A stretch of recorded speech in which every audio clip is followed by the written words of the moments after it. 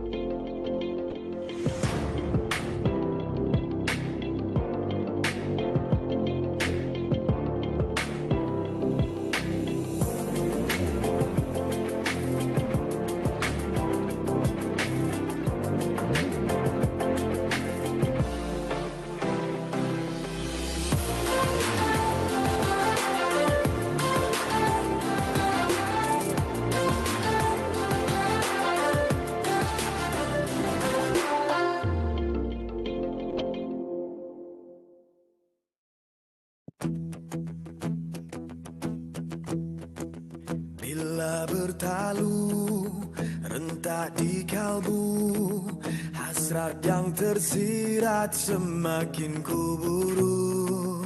Bila bergema laungan gempita, harapan bernyala, nadiku berganda.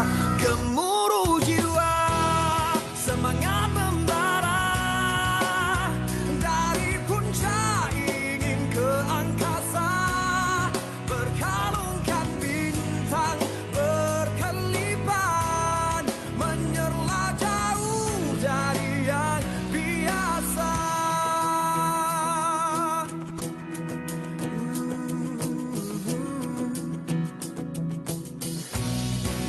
Bila bertalu rentak di kalbu, hasrat yang tersirat semakin kuburu.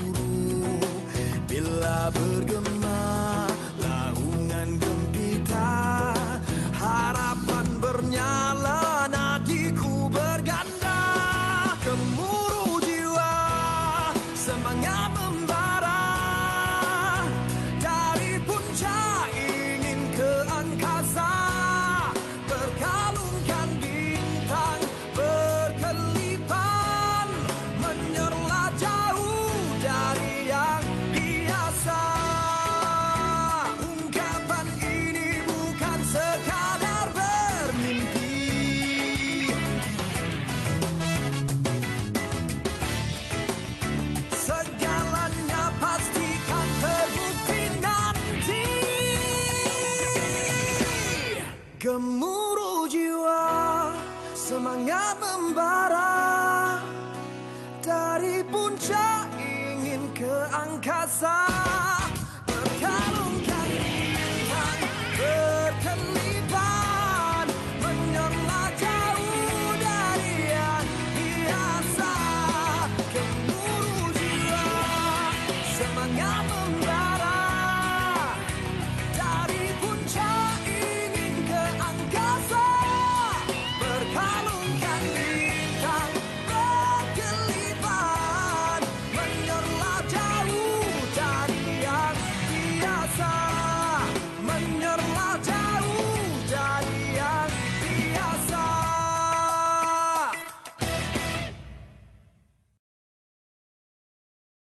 Assalamualaikum dan hai, nama saya dan Hakim Faizal. Yang orang kat sini panggil saya Boy. Okay, saya merupakan pelajar asasi kohort 2 dan merupakan pelajar non-pure sains, iaitu bukan aliran daripada sains. Saya meletakkan asasi sistem pilihan pertama kerana saya merasakan mungkin ini adalah cabaran untuk saya untuk berubah aliran daripada akaun ke sains. Dan semasa rasa agak susah bila kita bukan daripada aliran sains untuk belajar sains, tapi dengan bimbingan kawan-kawan dan rakan-rakan yang lain dan membantu kita dan untuk terus maju, untuk terus meneroka ilmu sains ni. Alhamdulillah, saya kini saya salah seorang daripada pelajar sains di Sarjana Muda Teknologi Maritim. Terima kasih kepada Pusat Asas Sistem UMT yang merupakan satu-satunya program asasi yang menawarkan kepada pelajar bukan sains ke sains. Kepada adik-adik di luar sana yang bukan aliran sains seperti saya, jangan ragu-ragu, percayakan diri, satu cabaran, letaklah pilihan asasi sistem pilihan yang pertama. #I love asasi sistem, pilihan pertama UPU.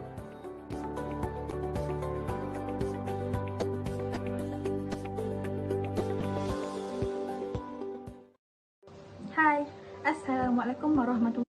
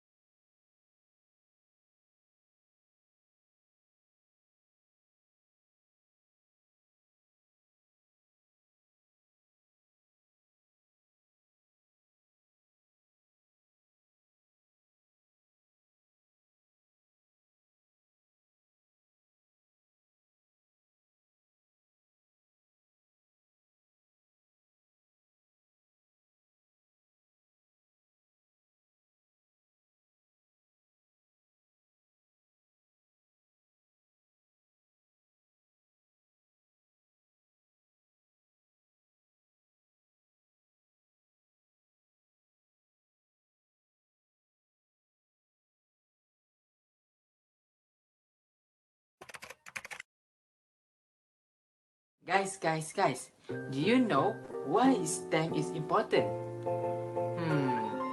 Do you know what I think? Yes, exactly. STEM is important because it teaches critical thinking skill and instills a passion for innovation. Beyond the benefit of learning science, technology, engineering, and mathematics, STEM assists in the problem-solving and exploratory learning that fuels success across a variety of tasks and disciplines. STEM also perfect every part of our life.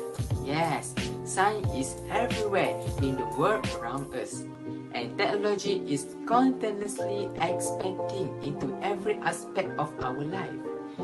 Engineering is the basic design of road and bridge, but also tackles the challenge of changing global weather and environmentally friendly change to our home. Our world also depends on STEM. The economy, our general well-being is all backed by science, technology, engineering, and mathematics. You might be wondering that if STEM is so important, so necessary, and why do we have to keep talking about that? Education has a moral imperative to prepare learners for an increasingly globalized world in which the technology is dramatically altering the nature of work and daily life. In this complex environment, connecting knowledge and skills across the discipline areas is vital. To thrive in this world where they must navigate their future career paths, young people will need to be equipped with capabilities. Inventiveness and creativity can pair with STEM and lead to new ideas and new innovations. Without inventiveness and creativity, in recent developments of artificial intelligence or digital learning would not be possible. These technologies were created by people who learned that if human mind can conceive it, so human mind can achieve it. No wonder they had a great K-12 STEM education teacher. Advantages or importance of STEM education includes building resilience. Now, during STEM education activities, students learn in a safe environment that allows them to fall and try again. STEM education stresses the value of failure as a learning exercise, which will enable students to embrace mistakes as part of the learning process. This allows students to build confidence and resilience, which enable them to keep going. After all, failure is a part of process that ultimately leads to success. Secondly, it encourages experimentation. Without a little risk-taking and experimentation, many of the technological advancements that have occurred in the last couple of decades would not have been possible. Many of these innovations were created by people who were told that their ideas wouldn't work, and their response was, "Let's try it and see." This type of attitude can be encouraged with STEM learning. Last but not least, it encourages teamwork. STEM education can be taught to students of all ability levels. Students of varying levels of ability can work together in teams to find solutions to problems, record data, write reports, give presentations, and etc. The end result is students who understand how to collaborate with others and thrive in a team-oriented environment. Other advantages might include encouraging knowledge application. In STEM education, students are taught skills that they can use in the real world.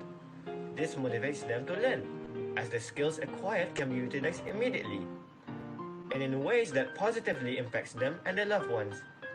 The ability to apply knowledge to new and novel tasks will bode well for them when they enter the workforce. Other than that, it encourages tech use. STEM learning teaches kids about the power of technology and innovation. So, when the students encounter new technologies, they will be prepared to face them, instead of being hesitant or fearful. This will give them the upper hand in the global scale as the world is becoming more tech-centered. More so, it teaches problem solving. STEM education teaches students on how to solve problems by using the critical thinking skills. By engaging in STEM learning experiences, Students are able to examine problems and then create a plan to solve them. Last but not least, it encourages adaptation. To succeed in life, students must be able to apply what they have learned to various scenarios. STEM education teaches students on how to adapt the concepts that they have learned to various iterations of problems or issues. That is all from me. Thank you.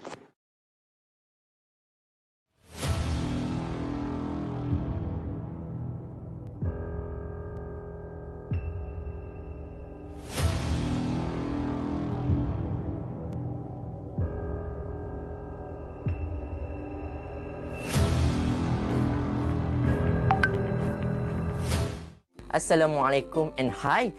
Hi, Assalamualaikum. My name is Nurbatisha. Hi, I'm Elvison. Hi everyone, my name is Iskandar Haikal. Hey everyone, I'm Kishantini Murthy, one of the alumni of the STEM Foundation program in University Malaysia Terengganu. So the real question is, why do I choose to pursue in this STEM foundation? First of all, there are many interesting subjects that make this course even more fun to. The courses are very unique than any other course in Malaysia, as There is no foundation that offers all the components of STEM once in the program.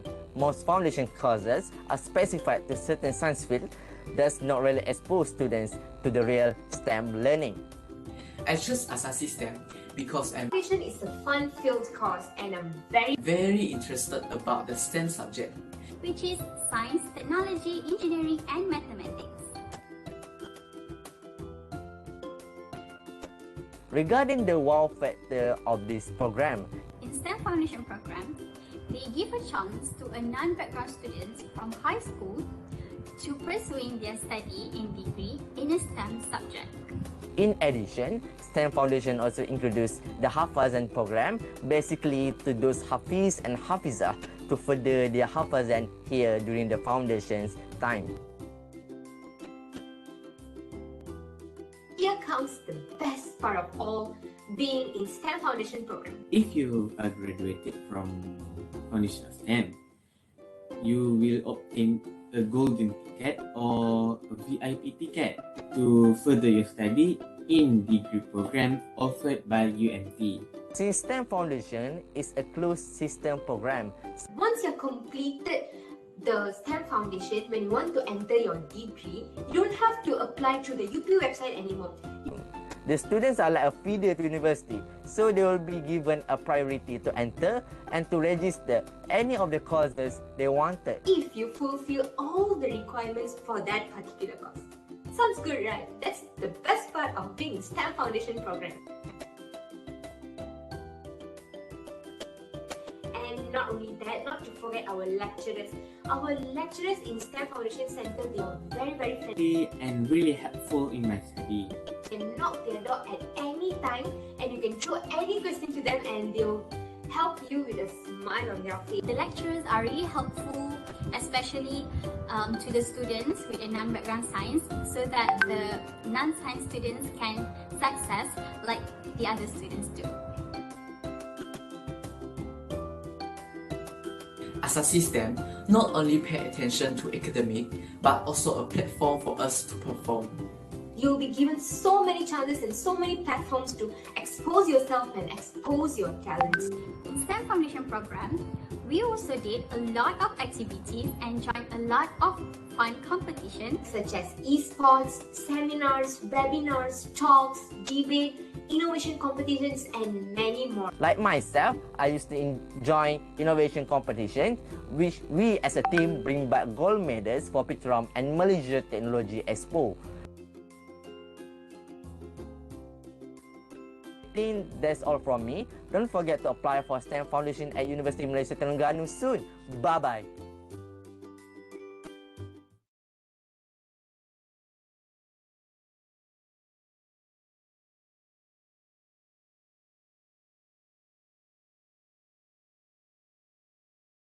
Assalamualaikum and good morning everyone. Can you hear me? Panelists? Ya, Waalaikumsalam. Yes. Alright, good. So I am Nur Farahani binti Muhammad Lazim, your chairperson for this session. First of all, I would like to welcome the presenters and attendees of this third ICSTEM 2021. All right, before we begin, kindly put your phones on a silent mode throughout the session, and please be sure to fill in the attendance form on the form that will be provided on the chat box, okay, from time to time. But if you have already filled in the form, you do not need to do so, okay? And then for everyone's attention, the presentation will take about 15 minutes, where 12 minutes is allocated for presentation and another 3 minutes for Q&A session. I hope that's clear. For Q&A session, raise your hand by clicking the button to ask questions and the host will put you in queue. All right, and then 10 minutes into the presentation, second. All right, 10 minutes into the presentation, I will ring the bell once if you can hear this. Can you hear it? Cannot. Oh, cannot. Oh. I think that's not clear. Second.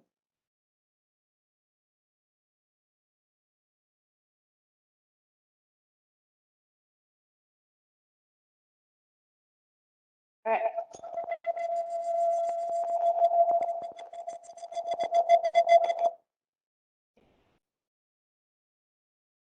Let me try that again.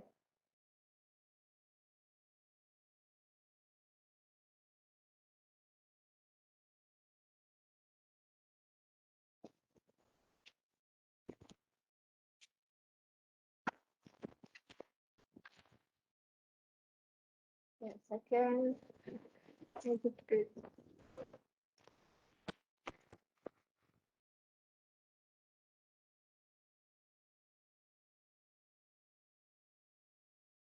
The bell. Can you hear the bell? Still a no? Can't hear. Can't hear.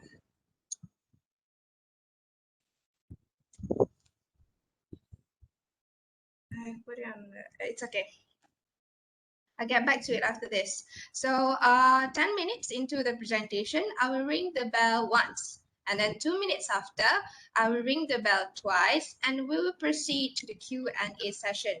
After 3 minutes of Q&A session, I will ring the bell once again. I will proceed with the next presentation. Before that, let's proceed to take a picture to commemorate the start of our presentation today. All right, and afterwards, we will listen to a greeting by the director of PASTA. Okay, Encik Sufian. Ni Cik Ani. Ni Puan Ani. Okay, ready for a picture?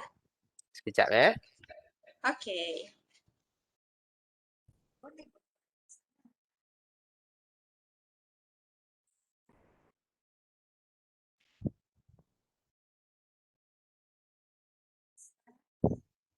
Sariha, cikgu ni tanya.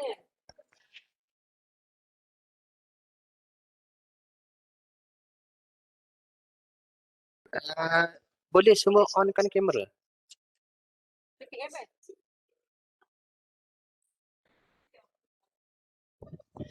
To all attendees and also panelists, can you please switch on your camera so that we can take a picture?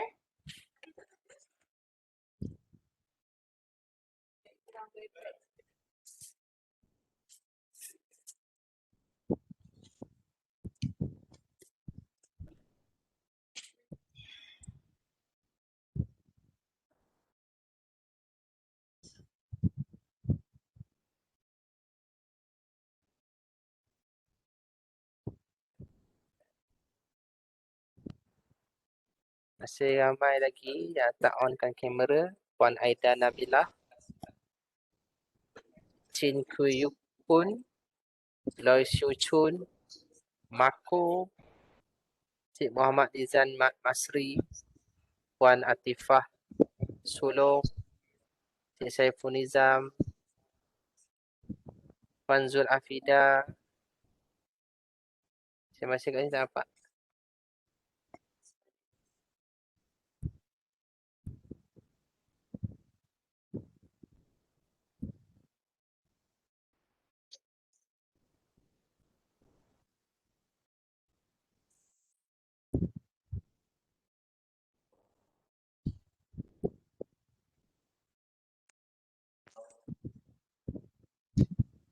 Okey, boleh on. Kita nak snap gambar kejap.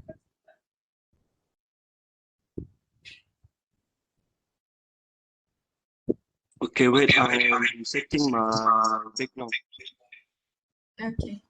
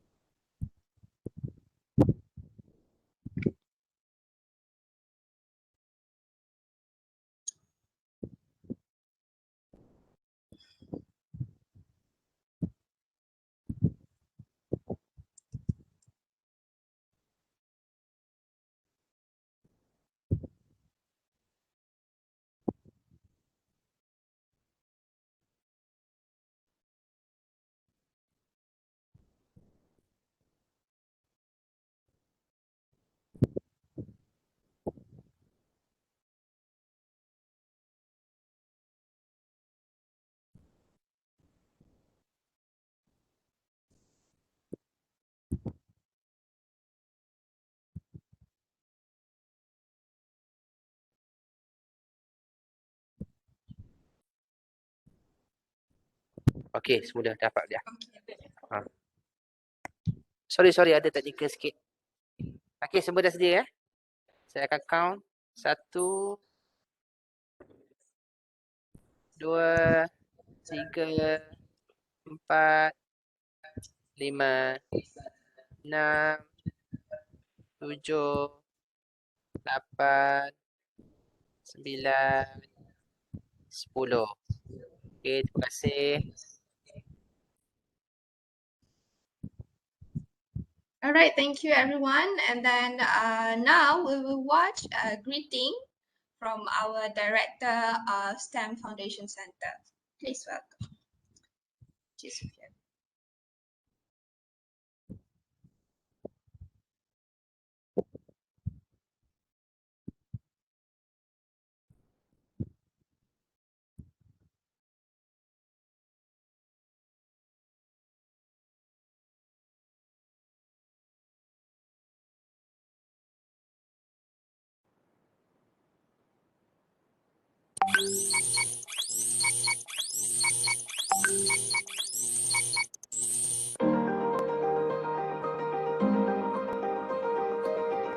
Assalamualaikum and hi to everyone.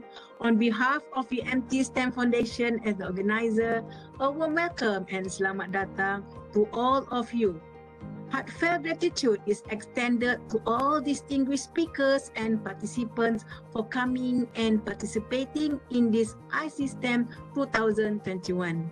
I sincerely hope that all of our effort in sharing and exchanging ideas throughout this conference will create and enhance public interest as well as awareness on the importance of science, technology, engineering, and mathematics known as STEM. It is hoped that everyone enjoy this virtual conference under the new norm, and may you have a delightful and fruitful deliberation throughout the conference with us. With that note, I wish all of you happy conferencing and thank you.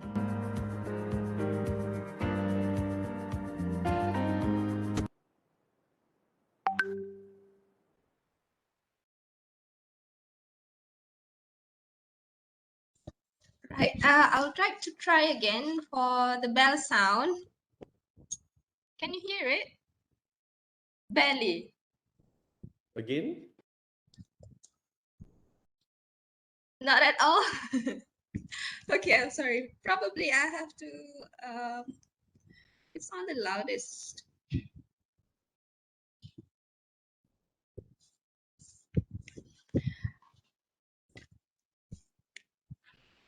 All right. I think that's it. That's okay. I'll figure out another way. And then, without further ado, I will call upon our first presenter, Muhammad Adnan bin Kaus from Sekolah Menengah Sains Muzaffar Shah Melaka. Please welcome.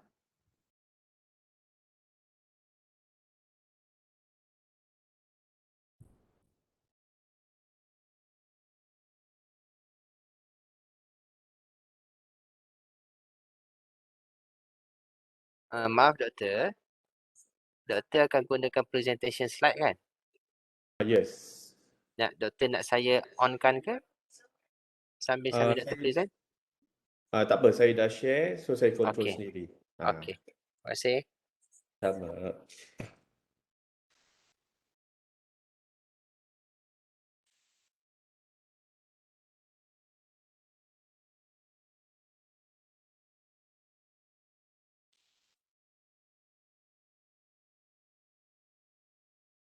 Okay, may I start, Farahani? Yes, you may. Okay, Bismillahirrahmanirrahim. Assalamualaikum warahmatullahi wabarakatuh and very good morning to Miss Chairman, okay, and all the presenters here. Okay, I'm so delightful to see all of you here. Okay, so today, okay, my name is Muhammad Adnan Bakehouse. I am a teacher from Sekolah Menengah Sains Muzaffar Shah, Melaka. Okay, so today, this morning, I will just want to share about my simple research, okay, about the students' attitudes towards STEM education, right?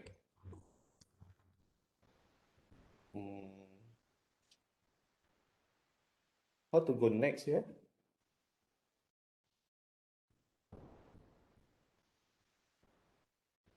Okey, boleh. Next. Okay. Dah bergerak dah. All right, thank you. Okay, just for an introduction, okay, one of the most important of a development of a country is the advancement of science and technology, right? So, as we know, okay, the developed countries as a United States, Japan, and so on, okay, the developed countries are constantly striving to improve the quality of science and education, science and technology education. So we know that, okay, to develop a country, one of the main factors or one of the main focus is to focus on the education system itself, because the education system itself will provide, okay, the students or the people to facing the next problem in the countries and to develop the countries as well, right? So the education system will be the one of the main focus in the country, right? So for sure, for science and technology, the sector that involved is a STEM education. What is a STEM education actually? STEM education is will connect academic content with a real world situation within the scope of science, technology, engineering, and mathematics. So, in the STEM education, the aim is to make students to think analytically, be innovative, inventor, and self-confident, and have a logical thinking, right?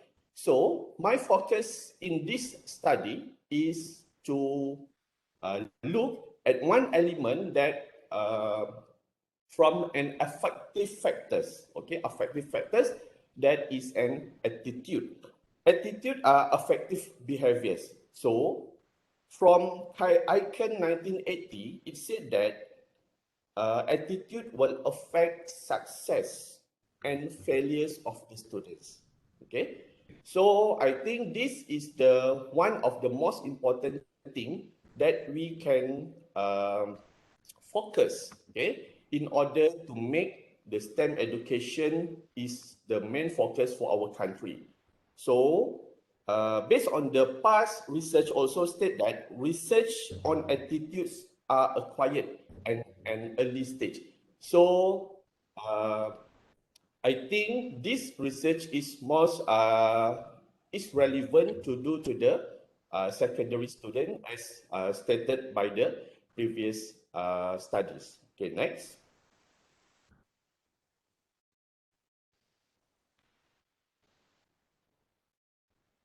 Okay, for research objective, okay, so my research objective, yeah, I have three research objectives. First one, what are the attitude of secondary school students toward science, mathematics, technology, and 21st century skill? So I divide the STEM education into 4 components: science, mathematics, technology, and 21st century skills. Pardon? Salam sejahtera kepada sahabat pada pagi ini.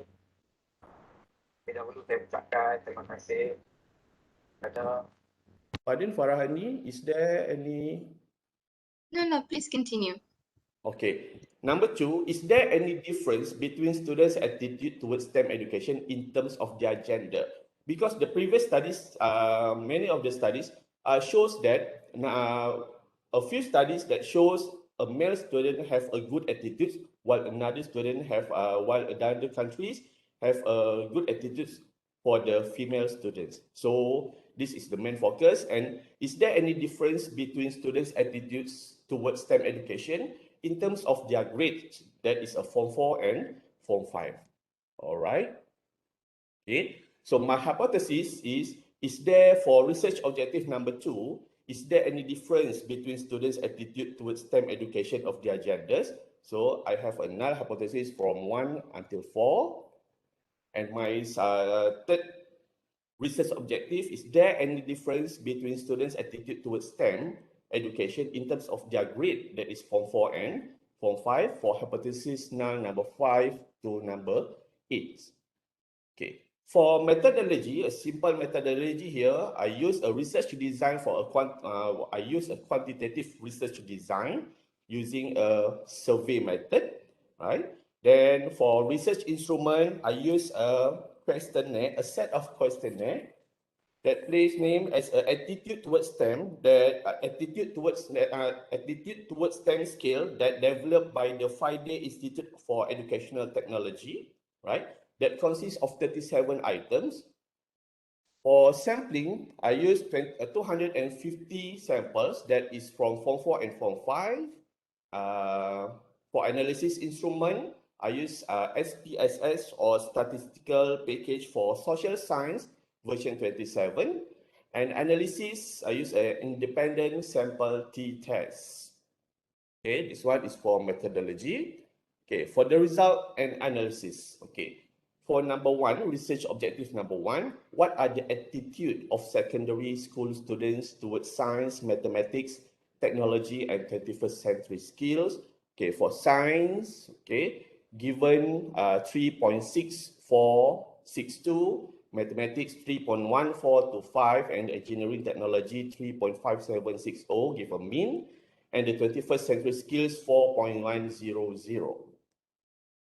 Okay, so is there any difference between students' attitude towards STEM education in terms of their genders? For all the hypotheses given, okay, for hypothesis null number 1 is rejected, means there is no significant mean difference between attitude toward the science with gender. For hypothesis null number 2, there is no significant mean difference between attitude towards mathematics with gender. And null hypothesis number 3, there is no significant mean difference between attitudes towards technology with gender. But for hypothesis null number 4, right, there is a significant, sorry, from the slide there is no, there is a significant mean difference between attitude towards 21st century skills and gender.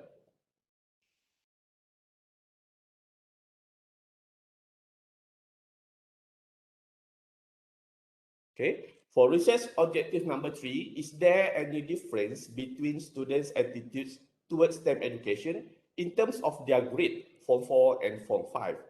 Hypothesis null number 5, there is no significant mean difference, okay, between attitudes towards science with grade.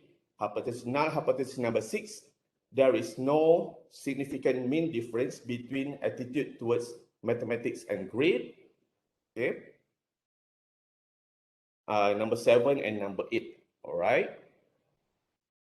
Okay. For a discussion, okay, for research quiz objective number 1,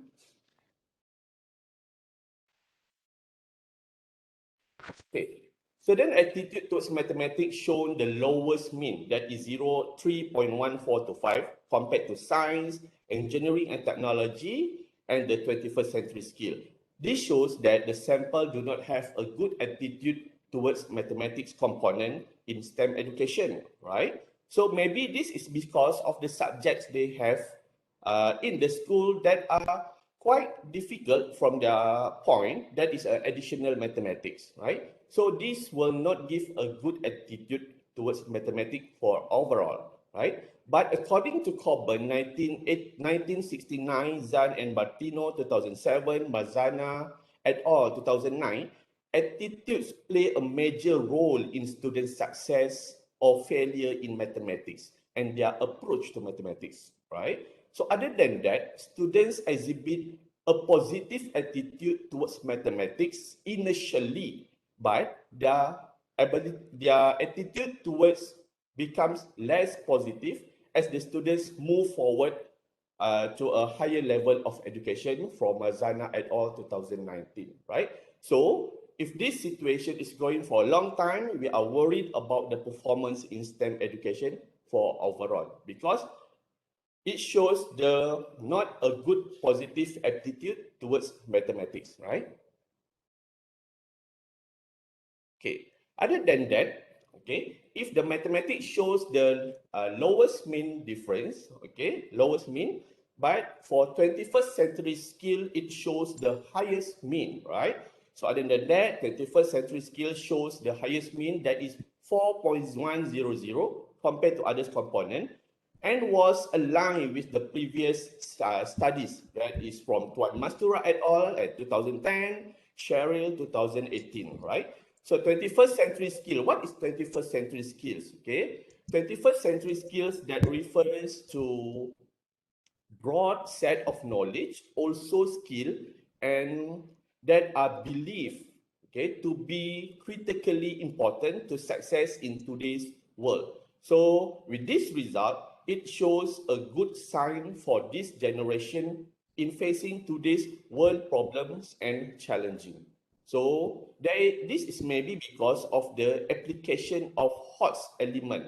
HOTS element is higher order thinking skill element in all subjects, not for the science subject only in school, based from Ministry of Education from 2014. So this will be as a catalyst to give a good attitude towards STEM education itself for overall. But from the previous slide, it shows the mathematics, the attitude toward mathematics is not so good. But for 21st century skills, is the good mean. For research objective number 2, okay, all null hypotheses were rejected unless hypothesis number 4. So result shows that there is a significant difference between attitude towards science, mathematics, and technology. But the result also shows that the male always have a higher mean compared to female for these three components, okay. Boys are, okay, this is maybe because boys are said to be dominant with science subject, okay, from the Makarova et al. 2019 and Sandra 2020. So while for 21st century skills, there is no mean significant difference between gender. Okay, this shows that both gender have the same attitude towards 21st century skill. Okay, so this shows a good sign in preparing a generation in facing 21st century skills, okay, that need to transition from the industrial age to knowledge age. Okay, teamwork, problem solving, and problem solving. Okay, for research objective number 3, all null hypotheses were accepted. That means there is no mean difference between attitude towards the component of STEM education with grade. All Form 4 and Form 5 students show that they have a same attitude towards STEM education component.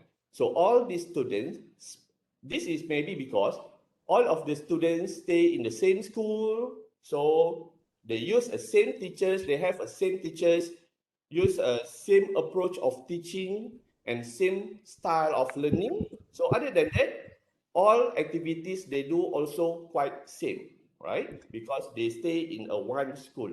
So the exposure, okay, the exposure of the STEM in their daily life in schools are quite similar. So this will give an impact to their attitude, belief, and behaviors toward it. That is because the component of 21st century skill, there is no significant difference. Okay.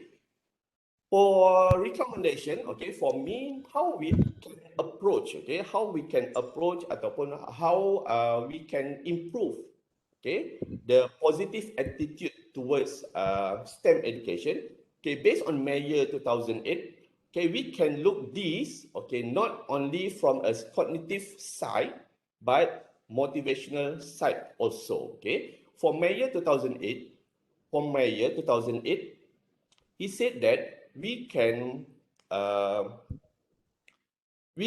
focus on these three elements of motivation. That is an interest, attribution, and a self-efficacy. Okay, for interest, okay, interest refers to a person preference activities. Okay, so when the student has a high interest, okay, on the subject content itself, so maybe the attitude toward the content or the attitude toward the component of STEM education will increase, right?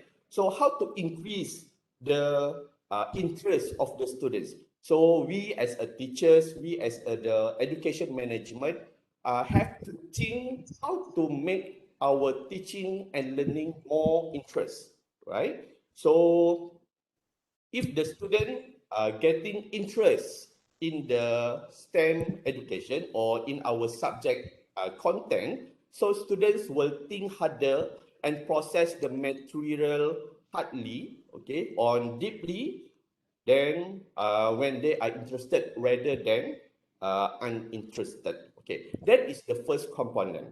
Okay, for the second component, that is an attribute. Okay, we must align the attribute of the students with the attribution theory. Attribution theory states that the kind of causal ascription that student makes for success and failures is related to academic performance. How the students attribute the success for in our session for the STEM education performance, for the STEM education achievement. Okay, so how they attribute the success. So we as the teachers, okay, must help them to attribute that the success is come from the hard work, not as the luck and so on, right? And the last component is the self-efficacy. Okay, self-efficacy refers to person judgment of his or himself or herself capabilities to accomplish some task or some work given. Okay. Okay, So, thank you, Doctor. oh, Thank you. okay. You have exceed the time given. So Okay. now, very well presentation, I say. So now, let's proceed to the Q&A session.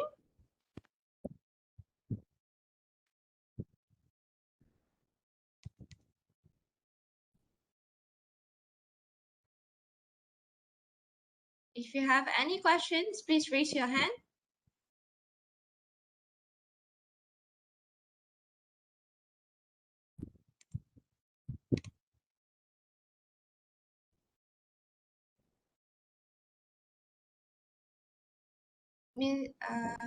Madam Nick Zuhaila, do you have question?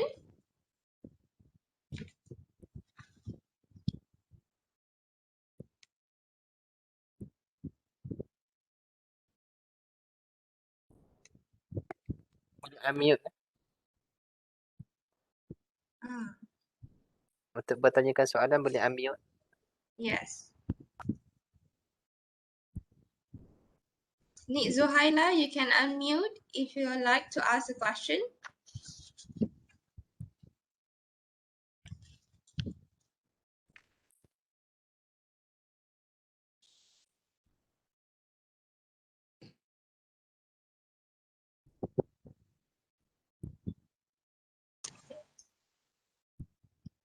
No question.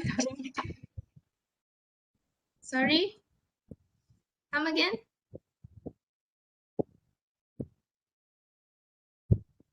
All right. If so, I'll read a question from Aisha Jais. Okay, doctor. Are students really ready for hot questions in math in KSSM? Pardon, I read the chat, right? Okay, are students really ready for hot question in maths in KSSM? For me, this is our first batch, okay, doing KSSM syllabus, right? So, is there the students ready or not ready? We cannot actually we cannot measure it for this a short time. Okay, so we just started the syllabus for KSM, so we can see, or we must see the overall process in doing the KSM and the achievement for the SPM. Okay, SPM result for 2021. So we can look if there any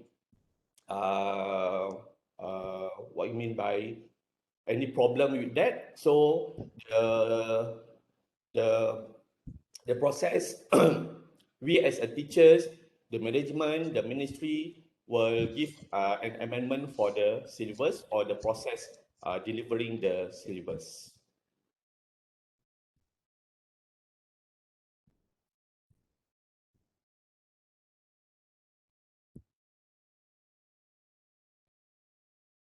Okay, it appears that we have another question, doctor. Okay. Okay, do you think that we are too obsessed with the issue of HOTS, but we have forgotten to help students in building robust lots so that they can climb up the taxon efficiently?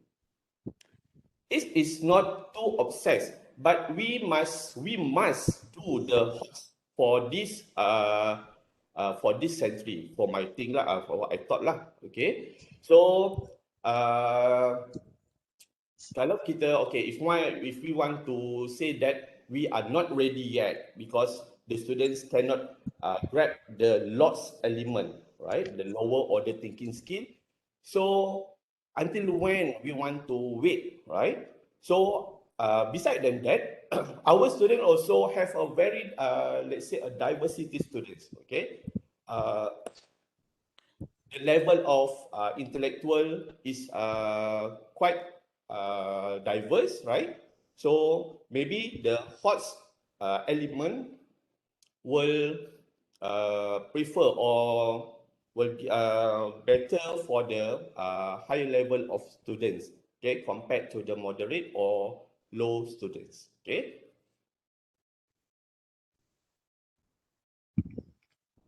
All right. Thank you, doctor. Okay, thank you very much. Thank you. Congratulations. All right, next, let's call upon our second presenter. But first, let me try the bell sound again. Let me know if you cannot hear it. Second.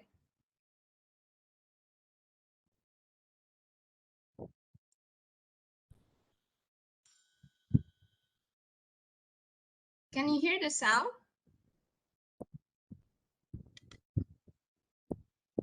Mr. Ramesh, can you hear the bell sound here? Yes. Yes. Oh, okay, good. All right. All right, so our next presenter is Mr. Ramesh Kumar Munyandi Abdullah from SMK Kudat Sabah. Without further ado, please welcome.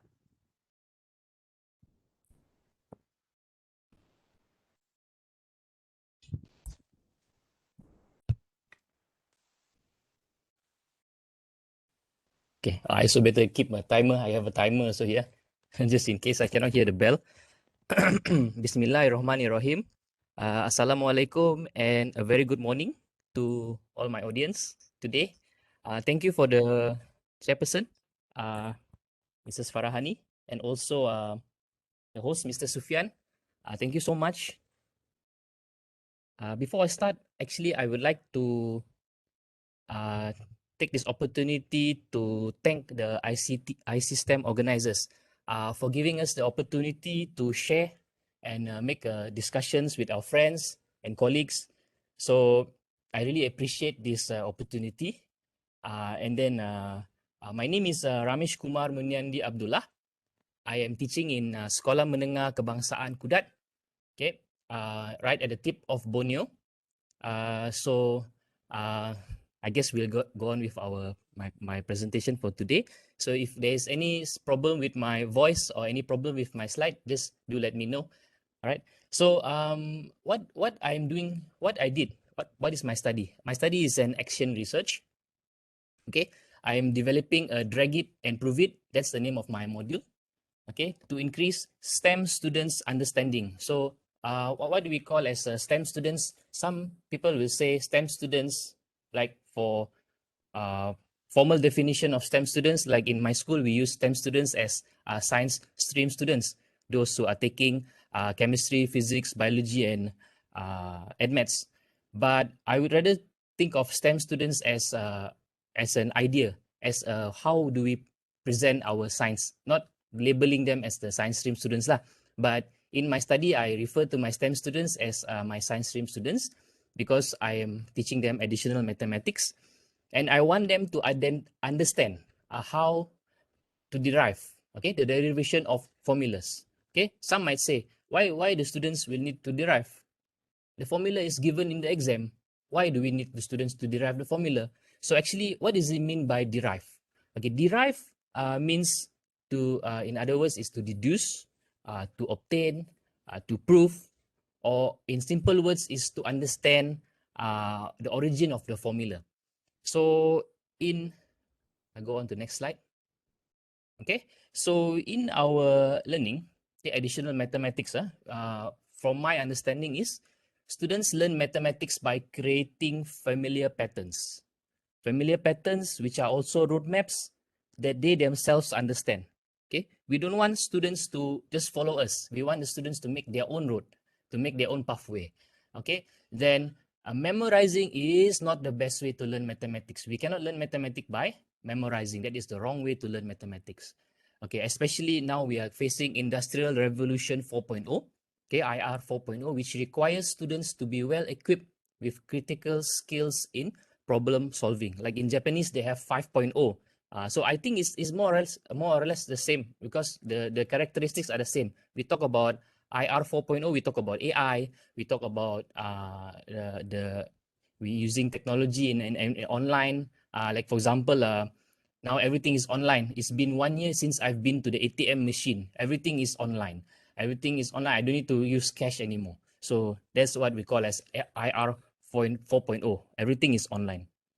Okay, so why do we do want students to memorize? If an engineer memorizes, that means he is as good as a technician. Why does he need to just memorize? So he must have skills to create and also to innovate.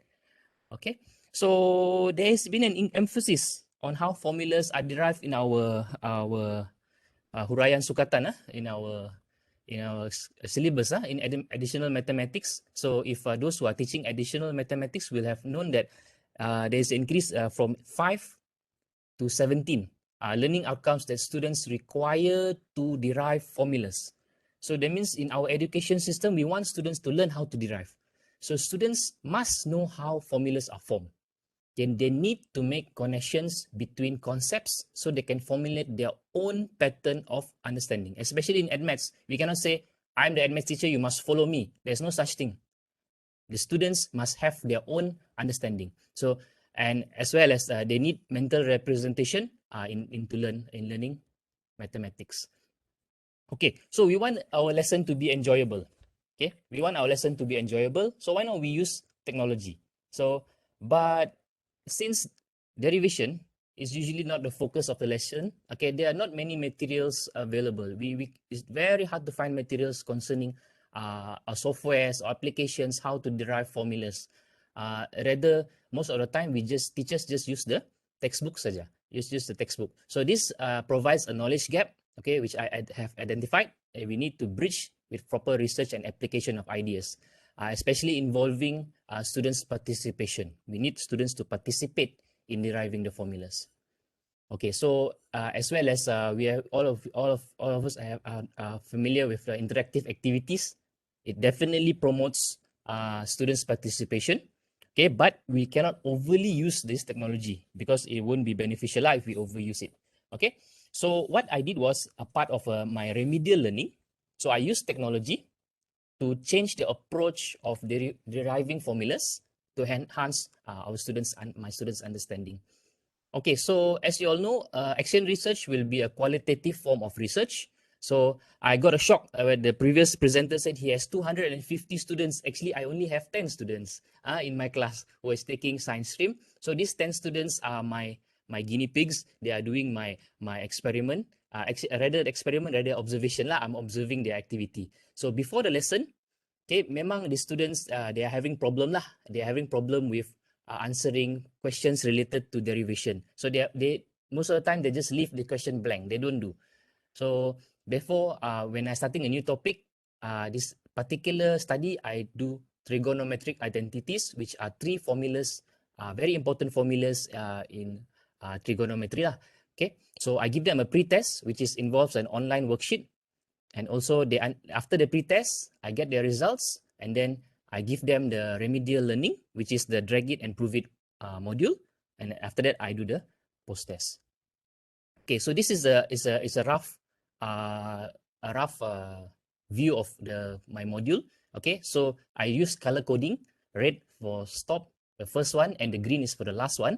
So what students do is they learn a background of the formula first, which is Pythagoras theorem. Actually, it's all related to Pythagoras theorem, and then the students understand the Pythagoras theorem, and then they carry on the activity. So I do activity with them through Google Sheets and also through Google Meet. So when the students, they are the one doing the activity. So I just observe. So little bit of instruction from me, and most of the time they are discussing among their friends and they are doing the activity. Okay, so it's a very simple activity. However, I noticed that there is an increase in the students' test scores lah after the activity that I conducted. More students managed to score a higher marks when deriving the formulas. And deriving the formulas also I do online. I use a live worksheet, and then most of the students I have also score full marks. Not most lah. I think only 5 of them score full marks. 5 of them score full marks. Okay, but rather than the pre-test and post-test marks, more importantly is that students take less time. So because they remember better due to the visual cues, the colors, and the more visual representation. And also students are more excited because they themselves do the derivation, they themselves do the activity. So they respond better. So because most of the time when we do Google Meet classes, we open our camera and the students just leave their camera blank, and we are as if we are talking to ourselves. So we are talking to who? When we ask for their response, they are quiet. Maybe they are doing something else. We also don't know. So it's their privacy. We cannot force them to open their camera. So it's up to them. So but this one, the students, they actively open the camera, they actively discuss. So that is more important than the test results lah. That's what I feel lah. Okay, so there are many limitations to my study, especially this study is action research, and then I cannot generalize the findings to other classes. So that's why I hope we can continue with the study. Okay, I can do further studies for a larger population, a larger group of students. Maybe I can discuss with Dr. Andan. We can do something together. Oh, the bell is there. Okay. So and then instead of Google Sheets, we will discuss something that is that is better lah compared to Google Sheets. Google Sheets is a very simple tool. So I feel that there is a room for improvement here. Okay. All right. So as a conclusion, okay, making lesson into a game. So what I see just now, the activity is as if it's a game. So because the students, they interact with each other, okay, proves to be effective in teaching derivation. In my context, in my lesson. So I hope I can get a bigger participant to join my study. So in the learning of mathematics, deriving formulas can be tricky. Yes, it can be tricky, and many students don't like it at all. But if we are capable to create alternatives to mundane and boring textbook learning, okay, we can therefore make our lesson into a memorable experience for our students, which is one most important thing is after my lesson in additional mathematics, I must see my students have a big smile after the lesson. So that will make me very happy after completing the lesson. Okay, all right. So I'll open the floor for questions. And this is my contact number and my email. If anybody wants to give me any feedback, please do give feedback because I need feedback for my research so I can continue to a bigger group soon. Okay, so I hand it over to the chairperson. Thank you, Mr. Ramesh. Now, let's see if you have any questions. Please raise your hand. Should you have any questions?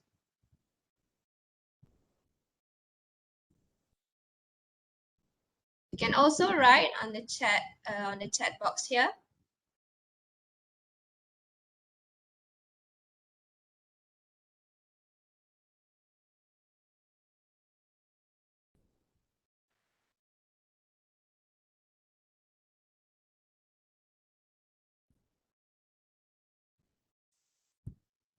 Please unmute your microphone if you like to talk.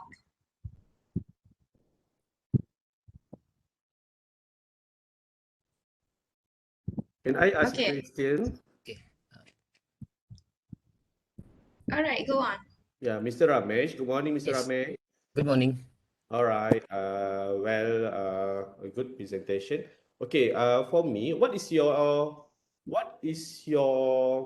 main problem in doing this? Okay.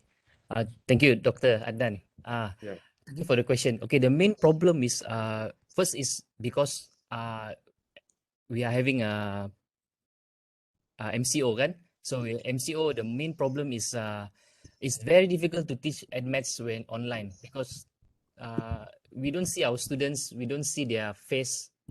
Are they confused? Are they do they understand? They said faham, yes faham. They just say like that, but we don't know, we cannot see their face. But when during this study, so that's one of the main problems lah, because students, we cannot see the students response because I'm doing qualitative study. Most importantly is I want to see the students how their facial, how they respond, their voice. So that's I feel is the main study, and I feel that it's something we need to look into how to do study online lah, because I feel that COVID is going to take on a bit longer. So if if qualitative is very difficult, that's I feel the main problem lah, to do qualitative studies online. Okay. Thank you, Mr. Ramesh. Well done. Got one more question here. How long did it take the students to sit the pre-test after being exposed to the intervention? I answer the question, Mr. Brian. Okay, I took 2 weeks. The first test, and then I did, and then intervention, and after 2 weeks, I did the post test. But actually, I just want to share something, because last Saturday, they had a sharing from Dr. Zaila, from IPG campus Raja Malewar. She said something that action research shouldn't have pre-test and post-test, which is something new for me lah. Because action research actually should focus more on the outcome and our teaching. So that's why I don't really focus much on the results, rather the students' experience lah, which I feel should be more important lah, and also our teaching methods. How should we improve our teaching methods? Hello. Yes. Yeah, I just want to add something about what Dr. Zaila said. I think I do understand what she said when she wanted to have the action research to move away from conventional research. So instead of using pre-test and post-test term, she said it's better for us to use post-intervention, pre-intervention. Yes, because when we do conventional research, we tend to use pre-test and post-test. So the idea to change pre-test to pre-intervention, post-test to post-intervention is just we wanna have action research to move away from conventional research. So that is the reason why I just said that. Yeah. I see. Okay. That's clear ups a lot of things for me. Yes, Thank you very yes. much. Thank you very Okay. much. All right, I think I will allow for one more question from Arshad Jais. Is there any evidence of students for pre-test and post-test if I'm missing the slide? Yes. I included it in my article. I didn't put it in my slide because after the sharing with Dr. Zaila, I thought it is not proper to put the pre-test and post-test results in my slides. It is in my full paper. If those who are interested to observe the results and also to see what is the test questions that I give my students can contact me personally. I will forward. I will be happy to forward to you. All right, thank you so much, Mr. Ramesh. Welcome. All right, next we'll proceed to the next presenter, Mr. Chin Kui Kyun from Sekolah Menengah Kebangsaan Kunak Jaya Sabah. Please welcome. Yes, very good morning. Can you guys listen, hear my voice? Yes. Yeah, okay. So I go to proceed. So I'm using two devices. Okay. So, very good morning to the chairperson, moderator, and then all the presenter and also all the audience. Okay. My name is Chin Kui Kyun. I'm just a normal teacher from SMK Kunak Jaya Sabah. Okay. So today my title is about solving problem involving chemical equations. Okay, for the chemistry subject using the Japanese Bansho plant model, where my Japanese Bansho plant model is my intervention. Okay, that I'm using for the teaching and learning process. Okay, so we go to the introductions. Okay, so what the issue is? Actually it started with the chemistry lah. Chemistry is one of the compulsory subject. Okay, for the pure science student. Okay, so I can listen my voice because my sorry. So, technical problem.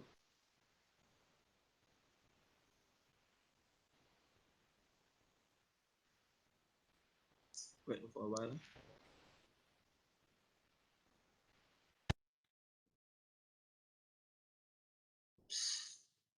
Sorry.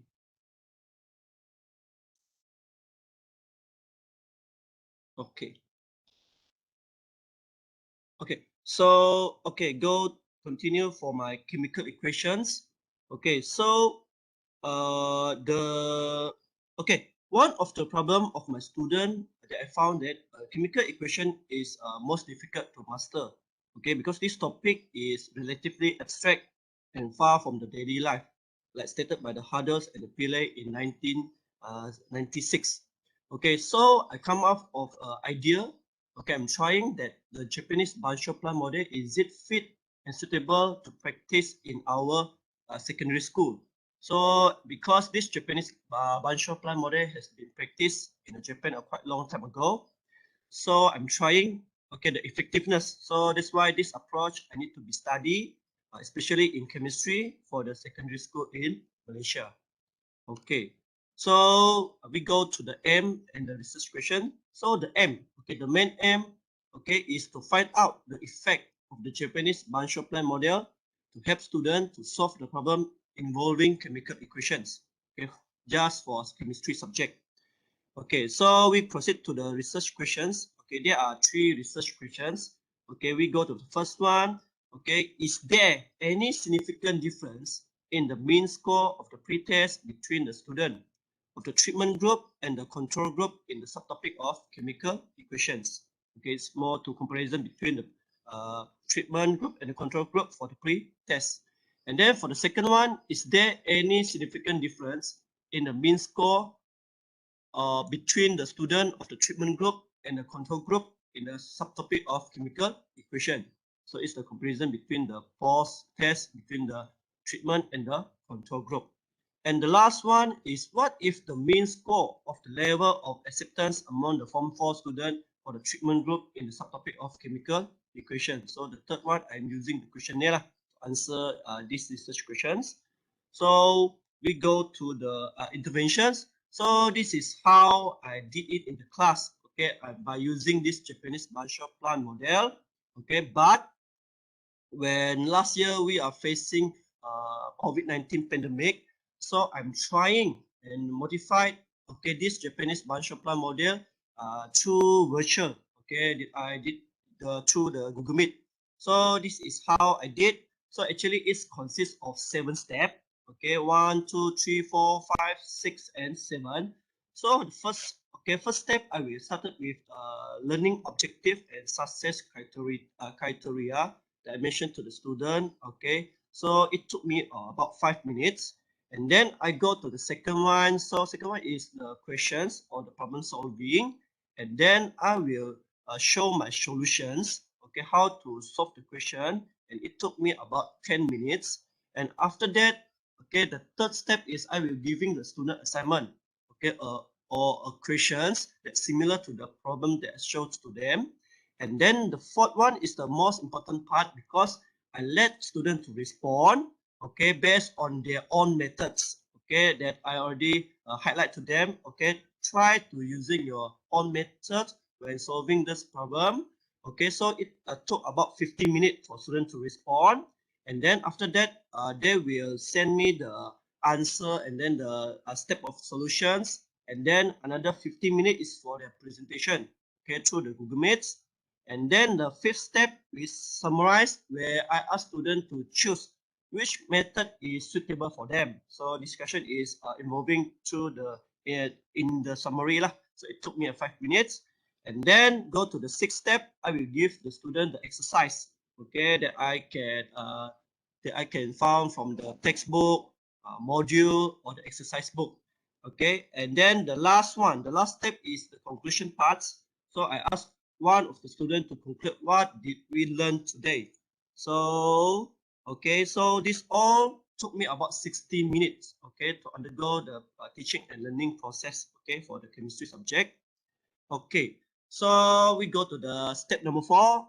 This is how I undergo the step number 4, where I ask 3 of the student or 2 of the student to present and explain the solution that they have found, to the discussion. So this one is the actual one, that shows to the student, in the Malay language from step 1 and until step number 7. So we go to the next one. Go to the methodology part. My methodology part is start with quantitative approach. So it is a quantitative approach because I'm using statistic to answer my research questions. And then it's a quasi-experiment design where I'm using comparison between 2 groups, control group and the treatment group. And then the last one is it is a purposive sampling. Because my sample is purpose, for the student that only took chemistry and most to the science stream student. So and then we go to the research sample. So there are 2 groups, control group and the treatment group. Each of them consists of 20 participants respectively. And my population is from 4 students in the Kunak, Sabah, Malaysia only. And then my data collection method is I'm using 2 instruments. First is pre-test and the post-test. So these 2 I'm using the analysis of independent sample t-test. For the questionnaire part, it consists of 3 domains. There is affective, cognitive, and psychomotor that consists of about 14 items. 14 items. And then for the data analysis method, I'm using the software SPSS 22.0, quite an old version. Right now, I think it's about SPSS 28.0 version. So and then my data is a descriptive data where I present the data in mean, frequency, or percentage. So we go to the finding and discussion. So to answer my research question number 1, so we look at the table of the group statistic. So for the pre-test for the conditioner, the mean I got is 9.5, and then pre-test for the Japanese Banshopla model is 9.25. So this showing that there are not much difference or very close at the mean value, with the mean difference is 0.25. And then most important part is the significant value is 0.879. That is more than 0.05. So this showing that there is no significant difference in the mean score of the pretest between the student from the treatment group and the control group. So this result shows that the control group and the treatment group are equivalent in terms of initial knowledge of the topic to be taught. Okay, so we go to the research question number 2. To answer it, we look at the table of the group statistic. So for the post-test conventional, the mean is 23.5. And then the post-test for the Japanese Bansho plan model, the mean is 51.25. So from the mean, we can see there's huge difference, with the mean difference with 27.75. So this showing that the Japanese Bansho plan model is higher the scorer than the conventional method. So most important part is we look at the significant value of the two tails. It is 0.000. It's showing that it more than the 0.05. So this showing that there is a significant difference in the mean score of the post-test between the student of the treatment group and the control group. So the finding shows that the treatment group shows higher or better score result later than the control group after the intervention was given. So we go to the research question number 3.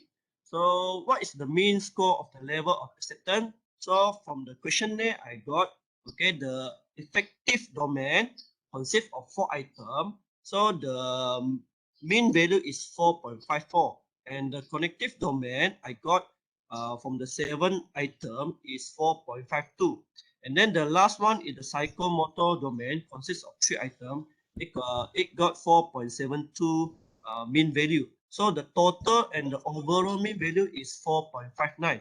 So this model shows that it was able to enhance the student in the 3 domain. So it showing that it's a positive level of acceptance. So we go to the conclusions. So this conclusion is more to showing the advantage. So through the discussions and the step 4, so I found that the student engagement is active and constructive. It can be shown through the in-call message during the Google Meet. So students discuss to each other. So they discuss which method is suitable for them. So either my method or among the student method. So this is the conversation between the student. So from here, student can choose the method that they think the best and fit for them to answer the chemical equation, the problem solving the chemical equations. So we go to the second advantage that I did is I can deliver in 2 different ways, where I can do it in a face-to-face or either virtually. So if I teaching in the class, so this is the item that I'm using lah. So it's about took me less than 10 ringgits. And then for the virtual, I'm using the PowerPoint, Google Meet, and WhatsApp. For the whole process lah. So it actually is save my cost, and also I can deliver either in the classroom or the virtual. So I'll go to the third advantage that I found that students were able to produce a short and compact note. So we can see the student can write down their notes and in arrange and properly arrangement the notes. And then the last part, the last conclusion is I found that student actually can construct their knowledge through learning by doing. So this is the part that I more focused in, where constructivism theory were developed among the student to improve their higher order thinking skill. So from here, from these 2 or 3 answers shown by the student, so I found that students were able to produce or to create solutions, a more creative and or more easier solutions, to solve the problem involving the chemical equation. So in here, I found that for those students that can create, I will give them the performance level is 6 lah. It's a level 6 of performance level based on the DSKP KSM chemistry lah. So in the end, so I think that's all from me, and I'm thank you for all the participant, presenter, and the moderator, and also the chairperson. So that's all from me. Thank you. So any question you can ask me. Thank you, Mr. Chin. We have a question here on the chat box. Chat What box. is the main issue of chemical equation from your students? Okay, This is look at coming from Mr. Arshad. Okay, I try to read the question first. Where is it? Alright. Question? Sorry, the screen is become smaller. Okay, wait. How do I see the questions? Okay.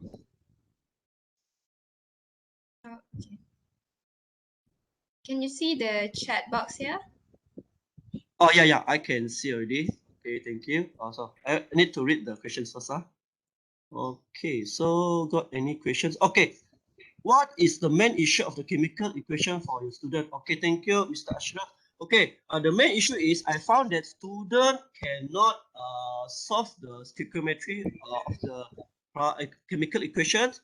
So I found that my method or the method shown in the textbook is not appropriate or suitable for the student. So I come up with an idea. So I let the student they create their own method so they can empower and can solve the questions that involving the chemical equation. So that is I focus in. Okay, so can I is it my answer can answer your questions, Mr. Ashar?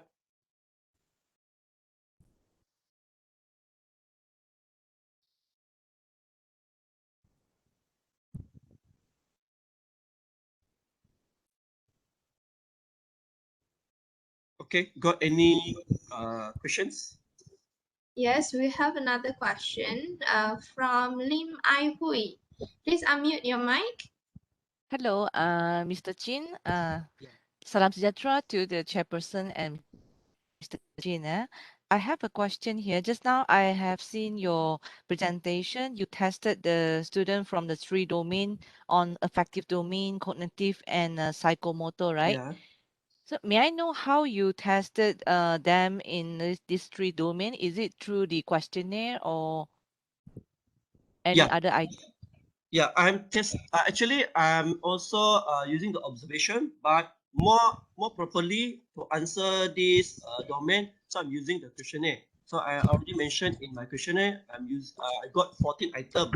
Okay, to test the student either they can expand in the effective. Effective is their how to say their interest, and then second one is the cognitive, is the thinking skill, and then the third one is the psychomotor, is a physical how to say physical interactions in the class. So I'm using the questionnaire to ask the student to answer it, so I can show to the to you guys, okay, the result the mean value that I got.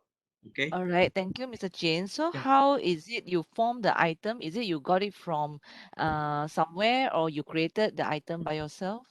Oh yes, very good. Okay, it's a good question, teacher Lim Ahui. Actually, I got it from the questionnaires from 3 researcher from the Thailand lah. So they are also using this kind of questionnaire. So I try using the questionnaire and I'm modified of it. Okay, so that I can test my student lah. Okay. Yeah. All right. Okay, thank you. Thank you, Mr. Jin. Yeah, thank you very much. Yeah, thank you, teacher Lim. All right, Mr. Chin. We have another question by Mr. Arshad and also Madam Francisca Okay. from on the chat box. Okay, chat box. So I answer first with the Mr. Ashad. Okay, do they memorize all the ions? Yeah. So before to answer the balance equation, so student actually they have to empower the name of the all the ions lah. Okay, so I think this is already how to say it's basic lah, or the lowest standard that student should be empowered lah. Okay. So yeah. So okay. So for the Francisca Lau Siu Xia, Okay, for this method, the student must know how to write the balanced chemical equation. Yeah, so but for my question, actually, I provide them with the chemical equations. Okay, I provided the, if you look at the question that I showed to them, actually, I provide them questions and also the chemical equation or a balanced chemical equation. So I think that a student, okay, a student, I think will not have problem with the balanced chemical equation lah. Okay, so from my pre-test and post-test I given to them. Okay, so continue again.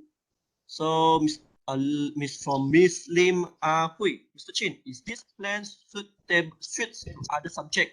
Okay, so actually this Japan's Bansho plan model is actually I come to the idea is actually from the mathematics subject. So it actually is been tested in the Japan's for the mathematics subject. So I think it actually is suitable for the calculation part lah. Okay, for also like additional mathematics, okay, physics, mathematics, and so on. Okay, so I answered the question already. So got a lot of questions. Okay, so from the Francesca Lau, Siosia, okay, but the main problem for the student are not able to write the chemical equation. Okay, so my problem is my main problem now. I'm not sure your main problem is what. So my main problem is student don't have problem in for writing the chemical equation, but my student have problem when facing doing the calculation when the problem solving involve the chemical equation. So I'm doing the research in for that part lah. So maybe you in the further research you maybe can do research for student that have problem in writing the chemical equations. Okay, so that answer for me. Okay, thank you, Mr. Chin. Yeah. Okay. Thank you, Puan Nur Farahani. Okay. So I left to the other one. Present. All right, next, I'd like to welcome Madam Juliana binti Bahardin from Sekolah Menengah Kebangsaan Long Yunus, Kelantan.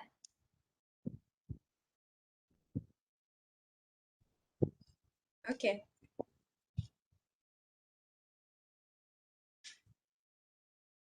I'll start the timer when you're ready. Okay, Assalamualaikum to everyone. Thank you, host Mr. Sufian, co-host Miss Nur Farahani, all presenters and also audience.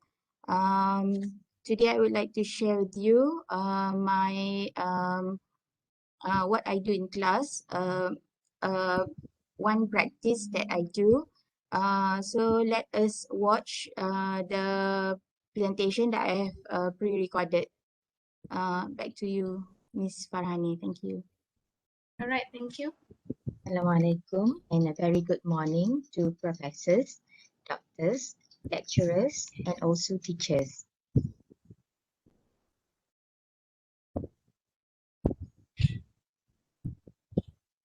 Today, I would like to share with everyone in this conference, gamify your teaching using QR code snake and ladder for educational purposes. I am Juliana Baharudin, Guru Kanan Science dan Mathematics, and also a science teacher from SMK Long Yunus, Pachok, Kelantan.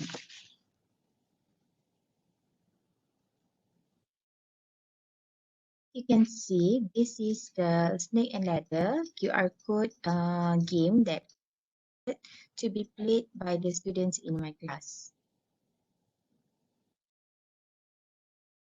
As an introduction, why I created this game is because I found out that students lack mastery of basic concept in science subject. Therefore, I need to creatively engage students in teaching and learning processes. And also, I created and introduced this game because introducing game and technology in teaching and learning can attract student attention and also interest. This is also a better method of assessment rather than only depending on written assessment. Based on my observation from my past teaching and learning processes, science students easily feel bored because they need to master science concepts that they consider uninteresting. In addition, they also find it difficult to remember facts that they have been taught by teachers in the classroom. In addition, teachers usually only focus on written assessment, which is less effective and an incomplete form of assessment.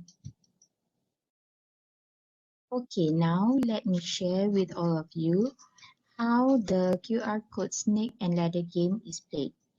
Before teaching and learning is implemented, teachers must ask the student to download the QR code scanner and roller dice application in their mobile phone. The game can be played individually or in groups.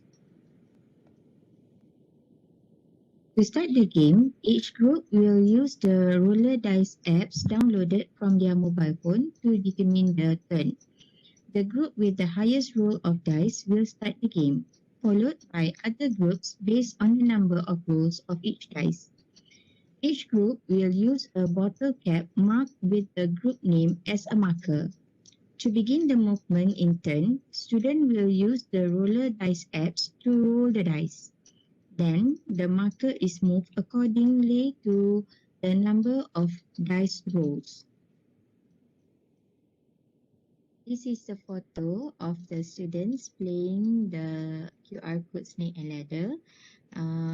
As you can see in the photo, the students uses the roller dice apps to start their turn. When playing the game, if the marker stops at a number that has no ladder, snake or QR code question mark, the turn changes to the next group. But if the marker stops at a question mark with QR code, the student must scan the QR code and answer the question. If the answer is correct, the student can roll the dice again. However, if the answer is wrong or inaccurate, the turn for the student will be expired. This is the photo of the student scanning the QR code using their mobile phone. In this game, there are several stairs which are a bonus for students to climb to a higher number. However, students need to be careful with some snakes which are the obstacle or challenges for students to finish this game. The fastest group to arrive at the finish site will be declared the winner. The game will continue until all groups have reached the finish site. Let's watch a sneak peek video on how the game is played. And you can see from the video how interested the students, how happy they are, and how fun learning is implemented in class.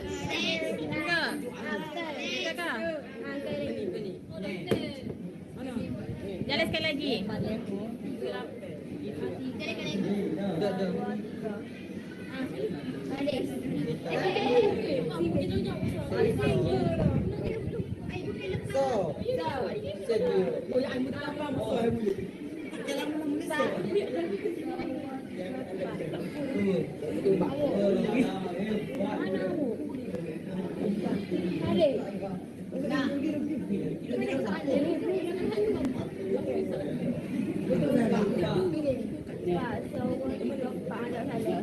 Okey, jawab soalan. Soalan kau soalan yang nyatakan invertebrata yang bercengkerang. Okey, nyatakan invertebrata yang bercengkerang. Siput lagi?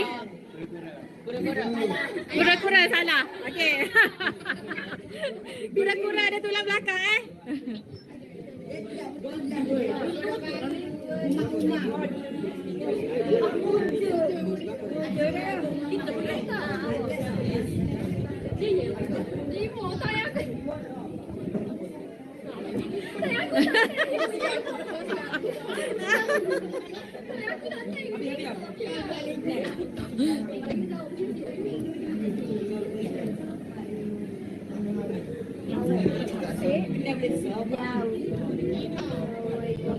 Okey.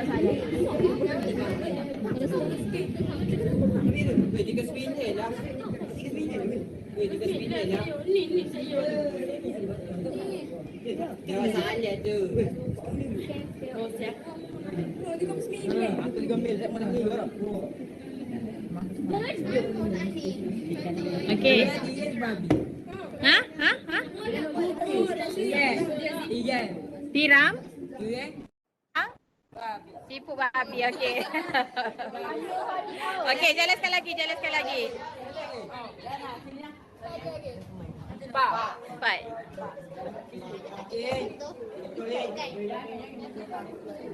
Sini dekat sikit.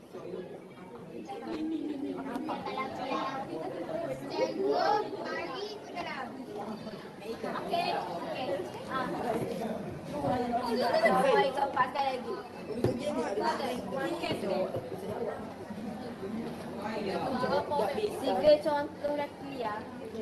Tiga contoh reptilia. Ular, cicak, buaya. Okey. Lagi. Buaya tu mana satu ni? Mana satu buaya ni? Buaya nombor satu. Okey, sekali lagi. Adakah kelawar dikategori sebagai burung berikan alasan? Okey, adakah kelawar dikategorikan sebagai burung? Tidak. Okey, kenapa? Sebab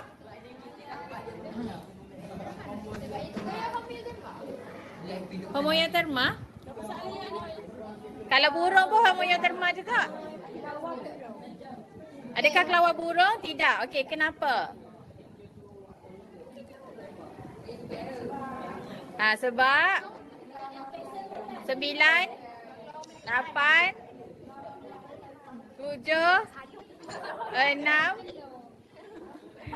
6, 5, 4.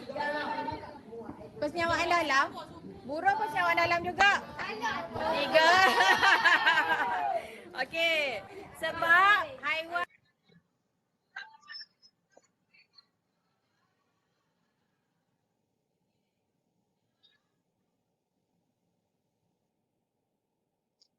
After we finish playing the game, I can make a new reflection of the teaching and learning processes that I have done. From the teaching and learning after the game, I can see that the students feel more excited. They can easily remember the facts, and also I have a more creative method of assessment that I can do to my students. As a conclusion, I can conclude that the outcome of gamification in teaching and learning processes is, in this game, the interest of students is successfully tapped. This is because teachers use apps that are in line with the students' interests. From my observation, students will earnestly learn when using the application in their mobile phone. Repetition of fact is made unconsciously and does not cause boredom. Several students will arrive at the same QR code question mark site several times and will answer the question to allow their group to get another roll of dice. All students will listen to the student's answer several times. In this way, the repetition occurs unconsciously. To improve the game, I suggest that teacher may introduce some bonus question at a few mark numbers and award the student with some small token or sweet as encouragement. And also, I found that students will become more confident when they understand the concept that they learn, and this will give them confidence to enter competitions and so on and so forth.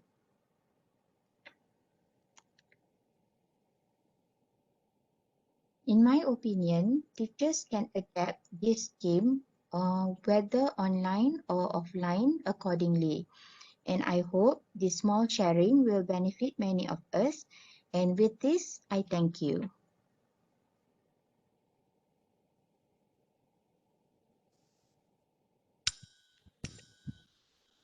All right, thank you. Now let's give way to Q&A.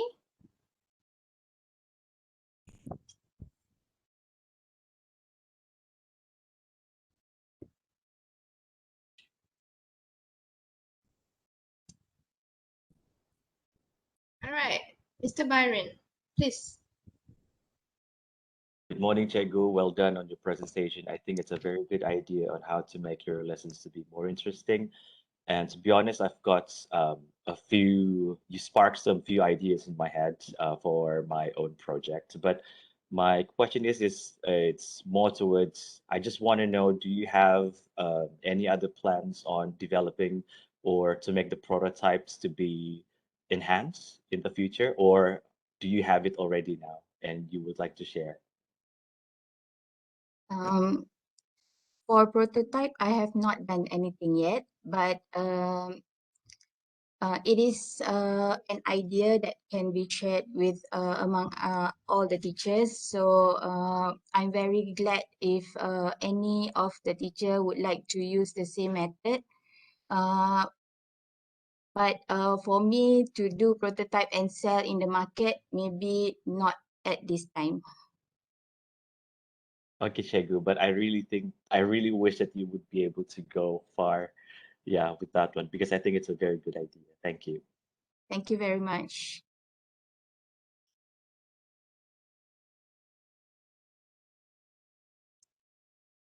All right, any other questions? Maybe from the attendees?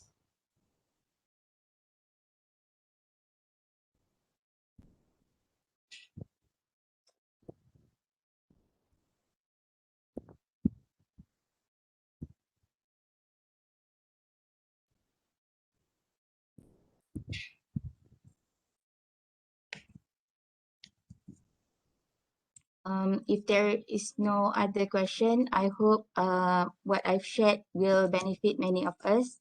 And I hope all teachers can use gamification in your lesson to make the lesson more interesting and grab students' attention for our lesson. Thank you. All right, thank you, Juliana. Now let's proceed to the next presenter, OPG 06, Syamsul Izwan bin Syamsuddin from Sekolah Menengah Kebangsaan Padang Pil, Pahang.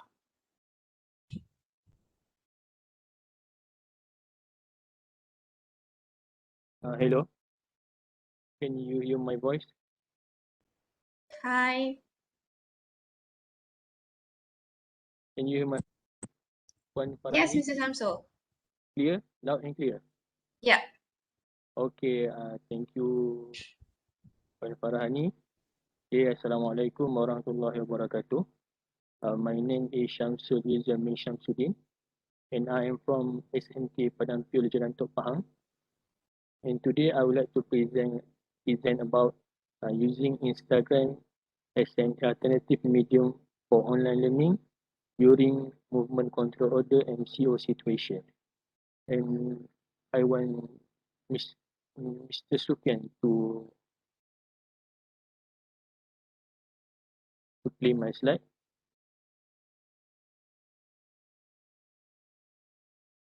Okay, a moment.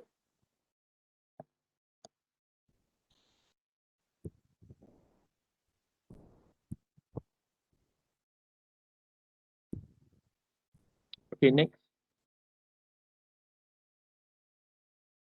Okay, for introduction, we all know that COVID-19 pandemic has hit our world in 2020, and that is make teachers, especially teachers, they have to change their method of teaching because many school has been closed during the MCOs.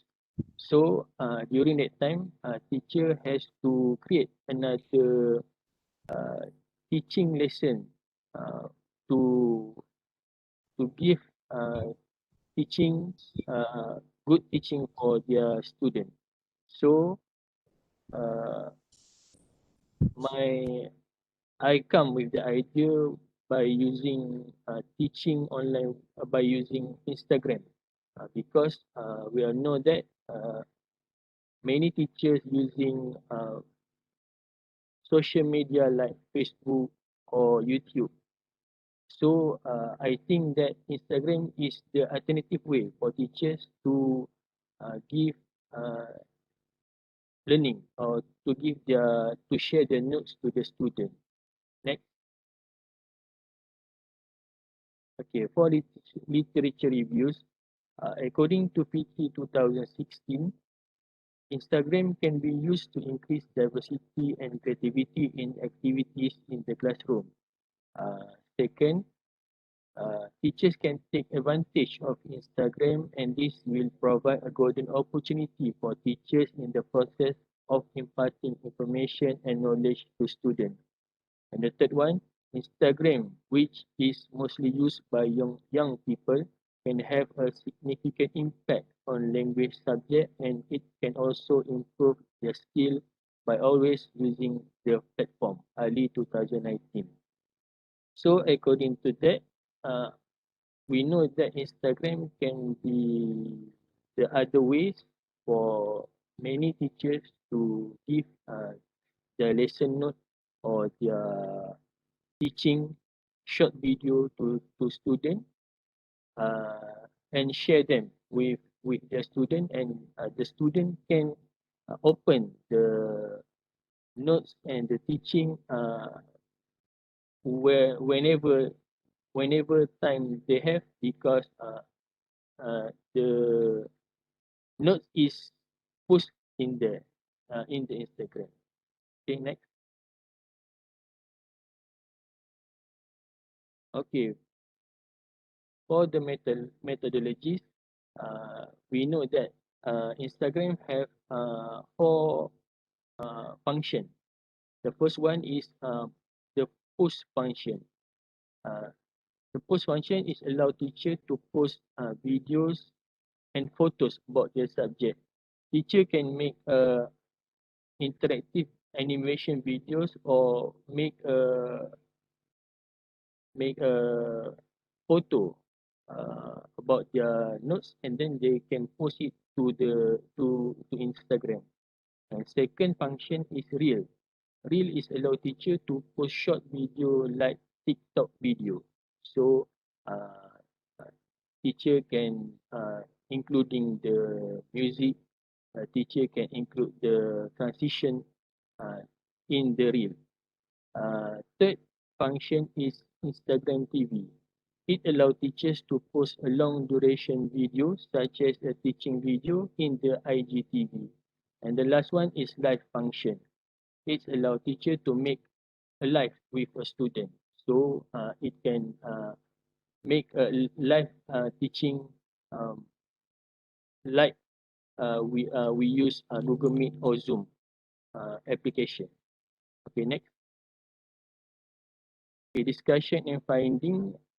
There is past research about using Instagram for teaching. First one is Reina 2020. It argues that Instagram is a popular application among young people, so there is great potential for this application to be used in the future in the learning process, including in higher education. Second, Instagram can be used by students to post video or picture, but it can be used by teachers to further diversify their classroom learning activities more creatively and interesting. Basit and Shafi'i 2020. And the last one, Zorika et al. 2020 argues that the study found that students are ready to accept Instagram as one of the platform for online learning. Next. And then for conclusion, we we know that Instagram can be used as alternative medium for teachers to convey or deliver their teaching or their notes to the student. And second, the use of Instagram can provide diversity in the online teaching process, and can be one of and can be one of the activity delivery sources. That's all. Thank you. So any question? Thank you, Mr. Samsul. All right, questions from the floor?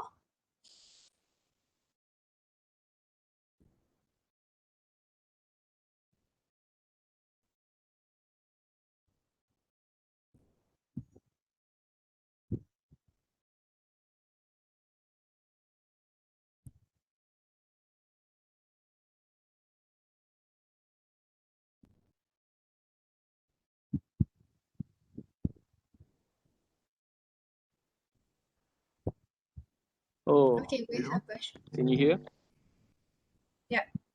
The question from Jacqueline Audrey. Can you show us some of the photo that you have uploaded in Instagram?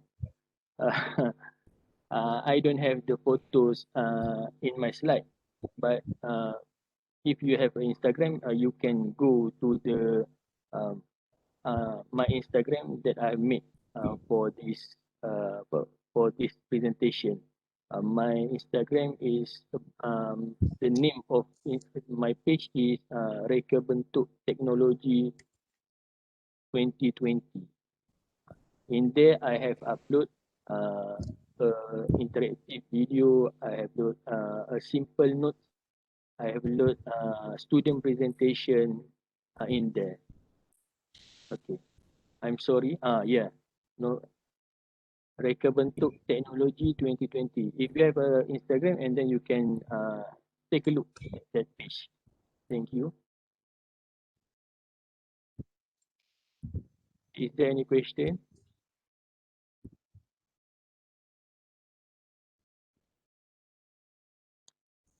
All right, no more questions. Okay. Okay. Thank you. Okay, thank you, Mr. Samsul. Now let's move on. Now let's move on to the next presenter, Nik Zuhaila binti Nik Zainal Abidin from Sekolah Menengah Kebangsaan Paya Pulai, Pahang. Please welcome. Bismillahirrahmanirrahim. Assalamualaikum warahmatullahi wabarakatuh. And very good morning to all the participants, to the host and co-host. Okay, thank you very much to our host and co-host Nur Farahani. Okay, actually I'm here today to present my group study about the my study. So here I'm let my host to present my video recording. Okay, please wait a moment.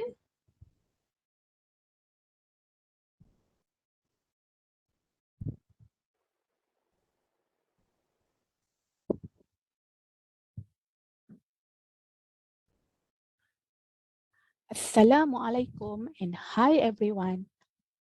Welcome to the International Conference STEM 2021. My name is Zuhaila binti Zainal Abidin. I'm representing my friends Zul Afida binti Abdullah, Siti Aisyah binti Othman, Aizatul Husna binti Muhammad Sabli, and Kamalul Arifin bin Subari from our lecturer from UTM Skudai. I'm here to present the title of study, a meta-analysis study of the literacy framework on mobile learning in Malaysia.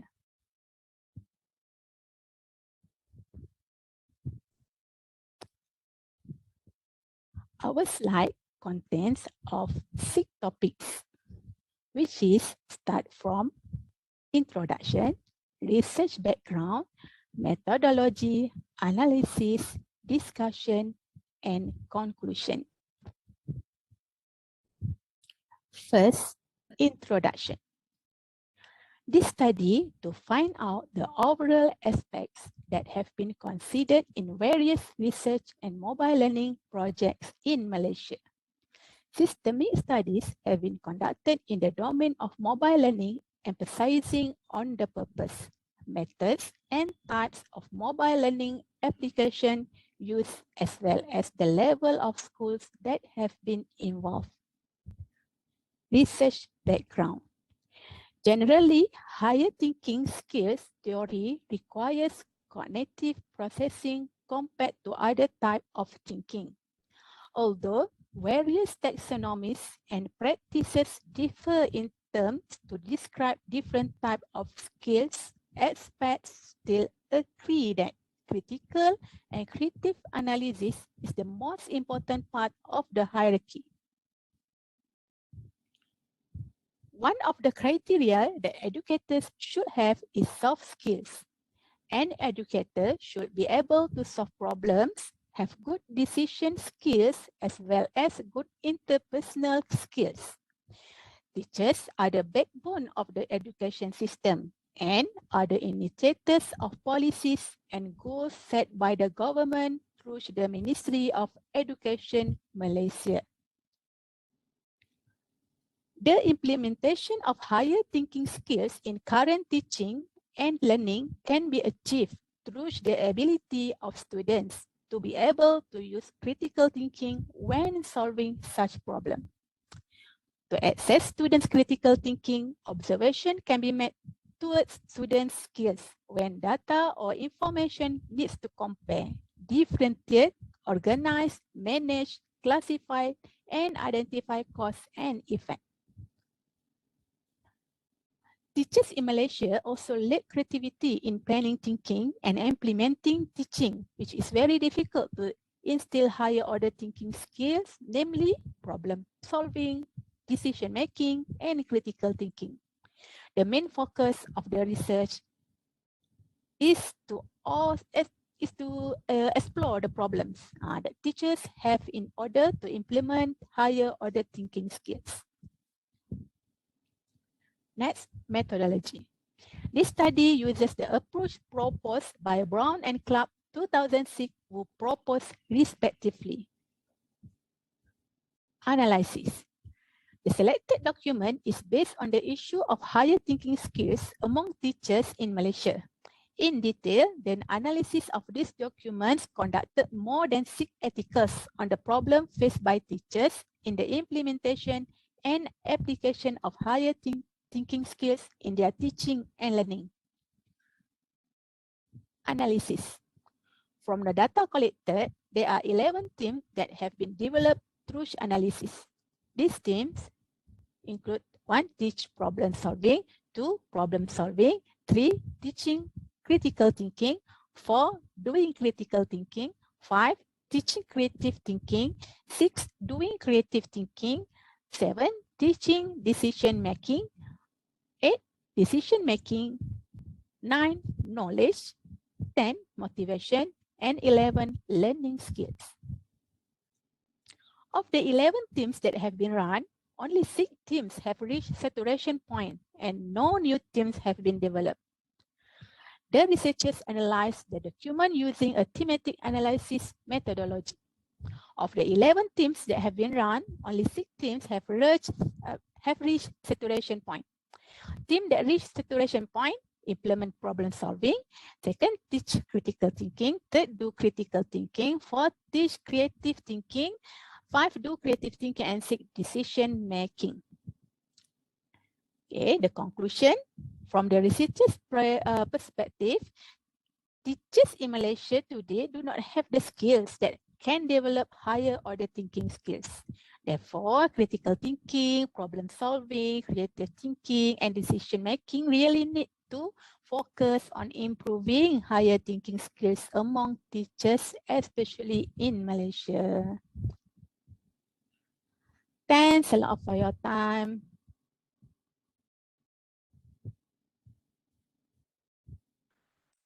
Okay, thank you. Any question?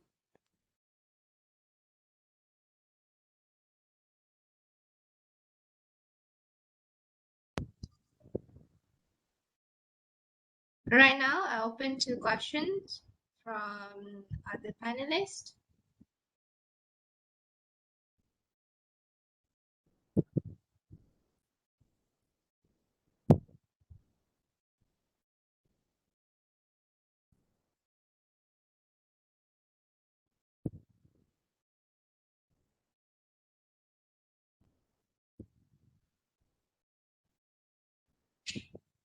All right, no questions so far. Okay, if no question, thank you so much. All right, thank you, Cikgu Nick Zuhaila. Right now, let's proceed to the next presenter, Mr. Byron McMichael Kadum from Labuan Matriculation College. Please welcome. Good morning, Miss Farahani. Good Morning. morning, everyone. Yeah, can I have my video to be played, please? Thank you.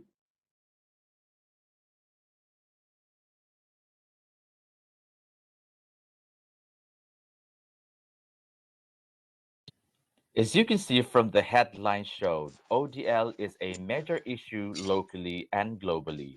The news written by Utusan Malaysia is about a student in Indonesia who committed suicide, allegedly due to the overwhelming amount of stress she felt while undergoing ODL.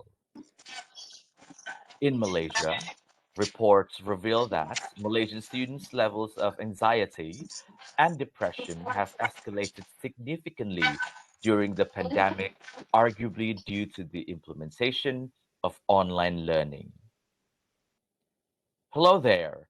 I am Byron Kadum from Labuan Matriculation College, and today I'd like to share with you my research project entitled Asynchronous Learning Package Method, or ASYN-LP method, instilling joy in learning amongst chemistry students at Labuan Matriculation College during COVID-19 Conditional Movement Control Order CMCO. The method was built upon the teaching and learning principles based on the Education 4.0 philosophy.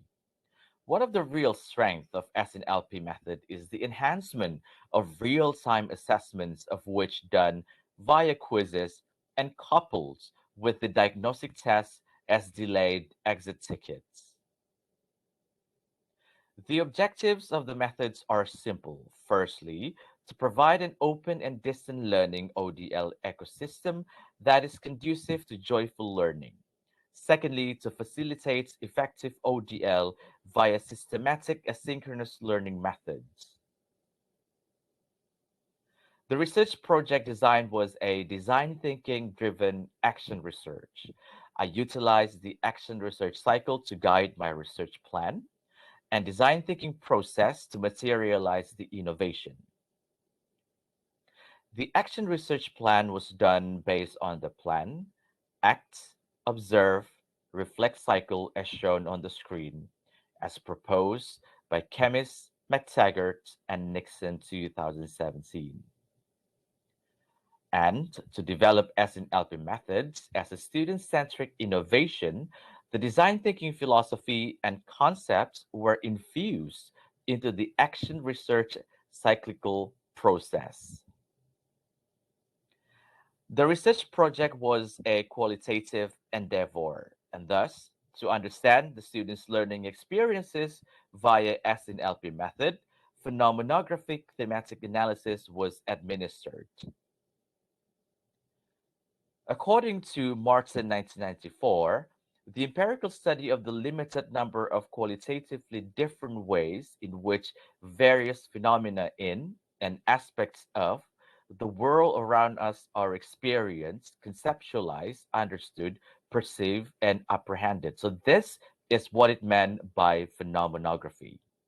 And Hans and Illis 2019 stated that phenomenography is a second order perspectives discerning the intricate process of how individuals, i.e., learners, perceive, interpret, and conceptualize a phenomenon that they are experiencing. Four themes emerge from the phenomenographic thematic analysis of the current study. Theme number 1, joy in learning. Theme 2, easy access. Theme 3, flexible. Theme 4, well organized and balanced method.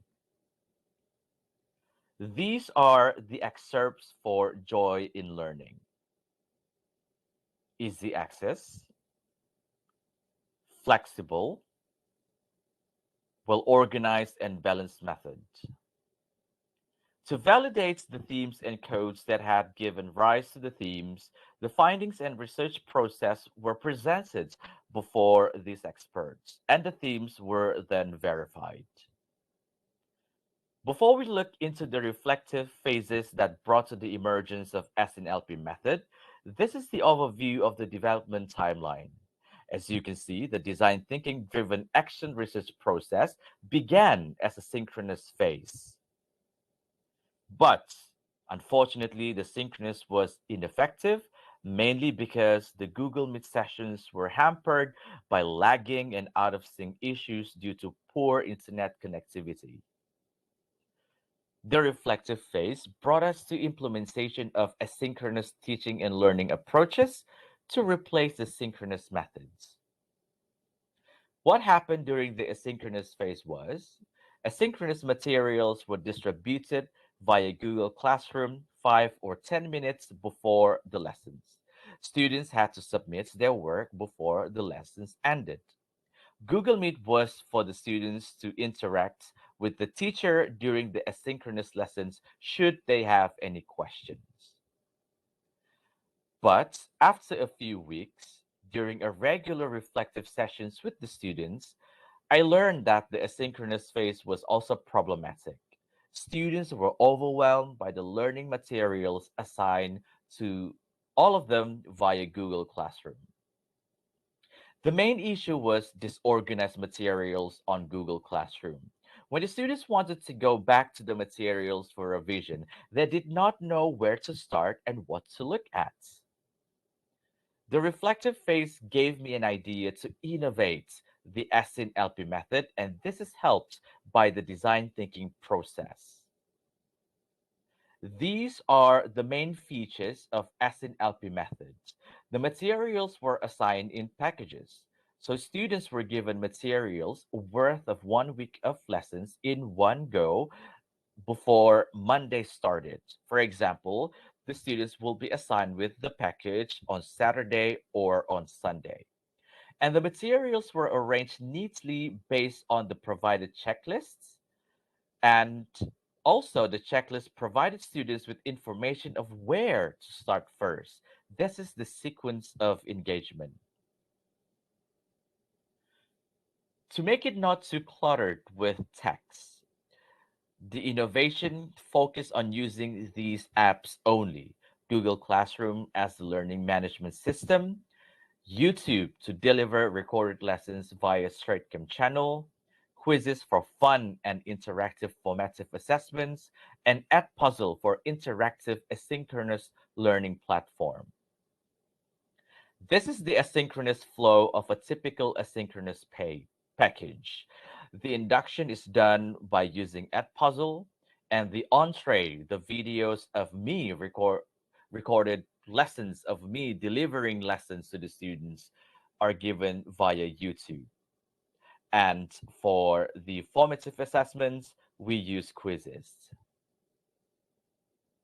Another great feature was the ability to gather students' feedback quickly, and the feedback were used to build a coherent and comprehensive lesson reflections to guide subsequent actions in helping the students to understand the subject matter better.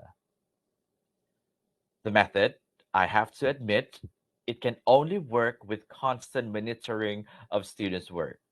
I have to every single day remind my students to always have a progress. So this is another example that constant monitoring is needed even though you are doing it asynchronously. So by implementing SNLP methods, these are the four themes emerge as what I have mentioned just now. And they are representing the students' learning experiences during the CMCO period, which is mandatory online learning period. I am proud to share that the innovation won a gold medal at PITRAM 2021. And most importantly, The method helped the classes to perform extremely well during the final exams. These are some analysis of the four classes. BP32 ranked 1 with mean GPA 3.94 over 4. BP30 ranked 2 with mean GPA 3.83 over 4. CP01 ranked 7 overall, but second for Module 2, 3.74 GPA. And CP19 ranked number 8 overall, but third in Module 2, 3.74 GPA. Thank you very much for listening. And do leave a feedback about the project. And if you want to know more, do contact me. Can you please scan the QR code on your screen and leave me a feedback? Thank you.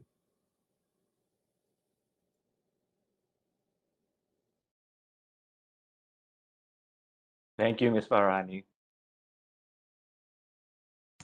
Right, thank you, Mr. Byron. Now it's time for Q&A session. We're open for questions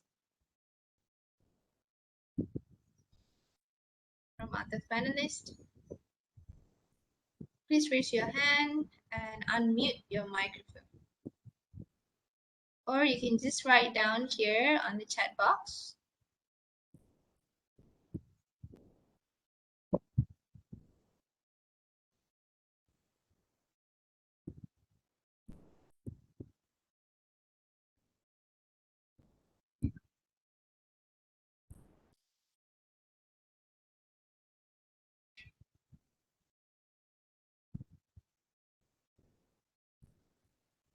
All right, I think no questions so far, but probably would it be better if we display the QR code one more time? Yeah, I think there's like a question in the chat box. I think from really? Juan Rosmaliza, Chico Yes. Rosmaliza. She's Yes. interested to know the implementation of design thinking strategies to rank up. Oh, okay. The design thinking process, I use that to give me an idea of how to make the SNLP method to be student-centric. I did not really use design thinking directly to rank them up, but I use design thinking process to think about how am I going to develop the SNLP method to be more student-centric. Because for those who are familiar with design thinking, we're always going to start with empathizing. So as a teacher, I'm not really sure about the rest, but I do realize that before I got to know about design thinking, I tend to think about innovation in terms of my view.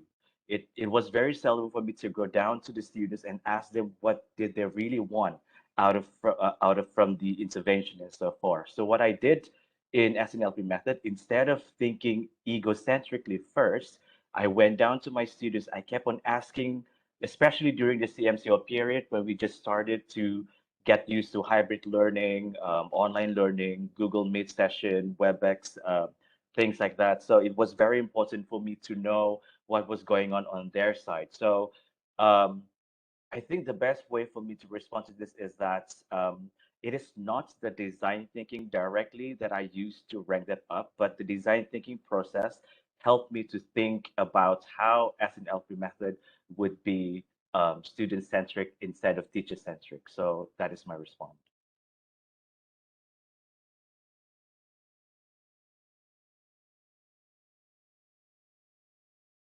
Yes, absolutely. Yeah. I have shared about this method with quite a few number of matriculation lecturers the other day, and I think the recording is out there because what I'm sharing over here today is just about the introduction of what is SNLP method, but how to build your own SNLP. That's another. I think we need to have another time for that one. And in fact, right now during our semester one for this batch, I'm doing SNLP method, but in another improved way. So how improvement that I have done right now is I have infused. If you realize just now, I have 3 apps. If you're going to include Google Classroom, we have 4. But right now, I have included Classcraft. if you heard about Classcraft before, that's good. Classcraft, I use Classcraft right now to have a better behavior management with my students, and also I am involving parents as well in this method. So that is what I'm developing now for the second stage of SNLP method, if you will. Yeah.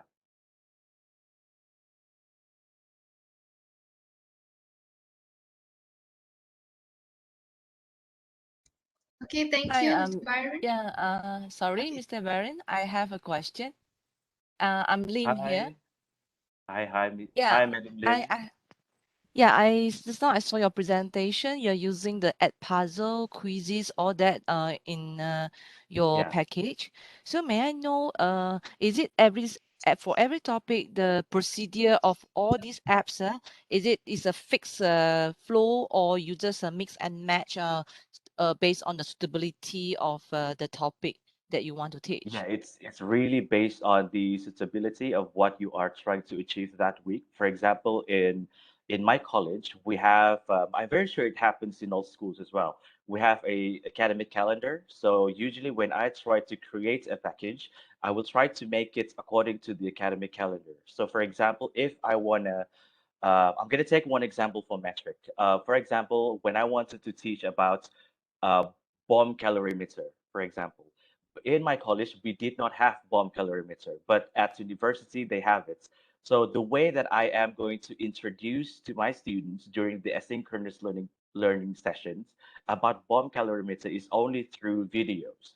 So I realized that when I give the video to my students, just like that, a YouTube video, it's very difficult for me to know do they watch it or have they finished watching the video? But when we have Edpuzzle, when I infused the video of bomb calorimeter with the Edpuzzle, it was easier for me to monitor the progress, even though it was just for the induction phase. So after the induction phase, by using Edpuzzle, then we're going to move on to um, the intipati of the lesson, if you will, by using the YouTube videos that I have created. So it's like what you said just now. It's really depending on your plan. Yeah. Yeah, thanks, Mr. Byron. Then one more question from me. Is this are you spending most of the time in creating all these as at puzzle quizzes? Will you take you are the one alone who created all, or you have a group or a team to do it? Yeah, my suggestions to all teachers or maybe lecturers out there, if you're just gonna start let's say if you want to do something similar, it's better for you to have a team because just gonna be amazing for you to be able to delegate. Because when I first started as an LP method, um, to be frank, I slept like 1 hour a day or 2 hours a day because I needed to create my own videos. But right now after I have got all the videos, it's easier. So it's kind of like the pepatah Melayu, like you bersusah-susah dahulu, and then after that, when you're going to have another batch of students, then it will be much easier. And in fact, Yeah, right this is what now, I see. yeah, in fact, right now, when I have all the materials already, I can think about how to improve the method. So, like what I said just now I'm trying to infuse classcraft and also getting parents to be involved as well. All So, right. and Thank also, you, Mr. yeah, Byron. other things. Yes, yes. Thank you very much. Okay, thank you so much for the question.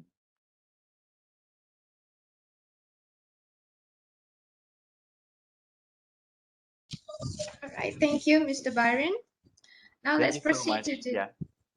let's proceed to the next presenter, Nur Laila Sari binti Hussein from SMK Sekolah Menengah Kebangsaan Pengkalan Berangan, Terengganu. Thank you to Chairperson. Good morning and Assalamualaikum. I'm Cikgu Nolaila Sari, the teacher from SMK Pengkalan Berangan, Maran, Terengganu. Today I would like to share a simple innovation and it's made by my student. Actually, this is our STEM club project and it become routine for every year. So I hope the host can show my video presentation.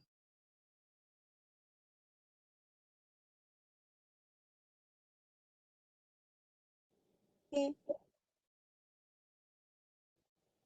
The host, can you show my presentation video? I already sent the link before this.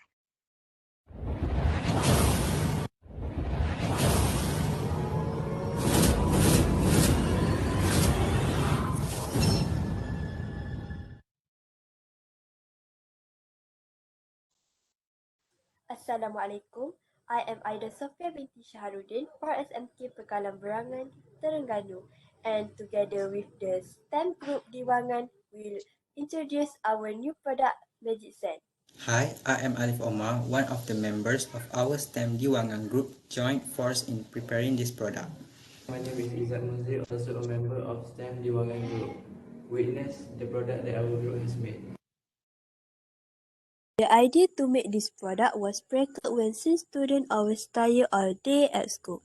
So we figured out a product that could be used to deal with stress among students. This product is a scrub that can be used on the whole body including the face. This product will give a natural freshness to the student because the elements used are natural and safe ingredients.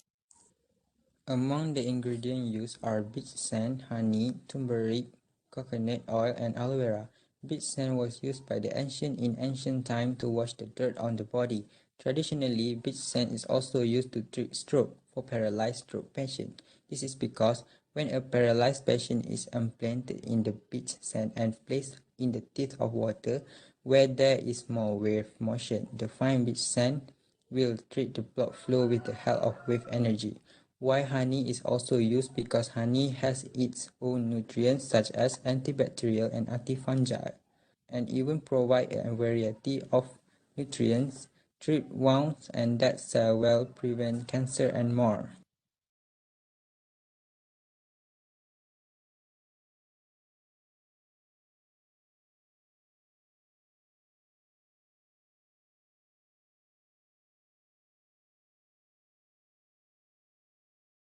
Turmeric is known to have an active substance that is curcumin, which is rich in antioxidant and anti-inflammatory. In addition, turmeric can also prevent cancer and is rich in vitamin C in addition to antiseptic substance. Generally, the use of turmeric on the skin can eradicate dead skin cells, get rid of acne, soften the skin, overcome oily skin, prevent pigmentation, and eliminate wrinkles. So because all of these benefit we use for our product. Coconut are generally famous in Asian countries, but not many people know that coconut oil has many benefits of its own. Among them are preventing and treating cancer, can enhance the immunity of the human body, improve memory and brain function, increase energy and stamina, help the healthy and beauty of the skin. So the coconut oil used in this product is for the healthy and beauty of skin. Aloe vera is no stranger to field of beauty and health. Aloe vera has active mineral component namely vitamin A, E, B1, B2, B3, B6, and B12, and mineral calcium, magnesium, zinc, chromium, selenium, sodium, and iron, enzyme, and amino acids. The best component of aloe vera is that it has a cleansing and antiseptic effect that acts strongly against bacteria, virus, and fungi. In the treatment of skin, aloe vera is able to treat wounds so as not to leave scars and accelerate the healing of the effect of burn and burns. In fact, it is also a natural skin moisturizer. The process of making this magic sand is not too complicated. Initially, beach sand is taken, washed, dried, filtered to ensure its cleanness. After that, coconut oil, aloe vera, and turmeric are mixed together and then beach sand is added into it.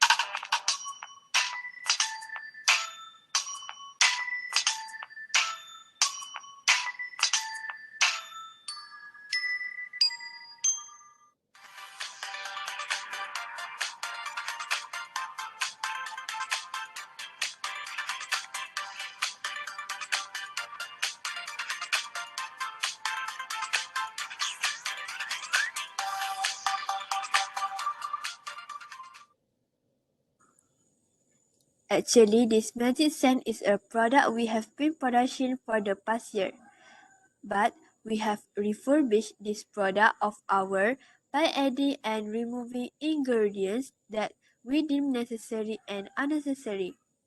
We feel very lucky that there are some friends and teachers who dare to try this product. Alhamdulillah, apart from scrub can clear the body. This product can also remove the effect of redness on the face. We hope that our product can be practiced all over the world because its ingredients are organic and easily available. So, come on, we make our own magic sand to ensure the health and freshness of the skin is guaranteed. We love this magic sand. Thank you. Okay, that's our presentation and innovation due by my student. Why it called magic sand? Because it multi-purpose use like as a scrub, but it can use as medicine also,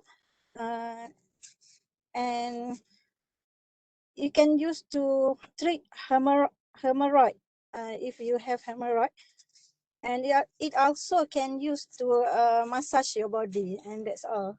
My product. If you have any question, you can ask me.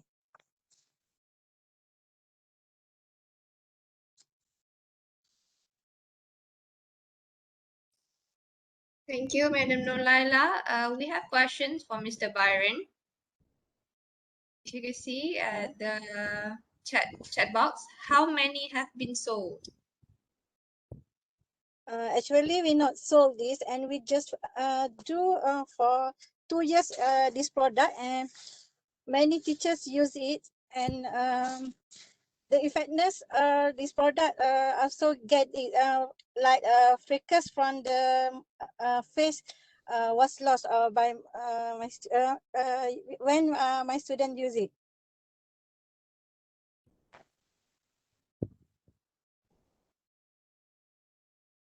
Have any question? Okay.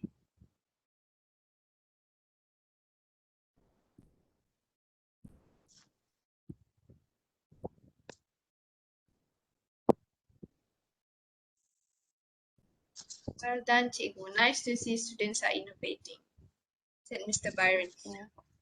All right. I think I'll allow one more question if there's any.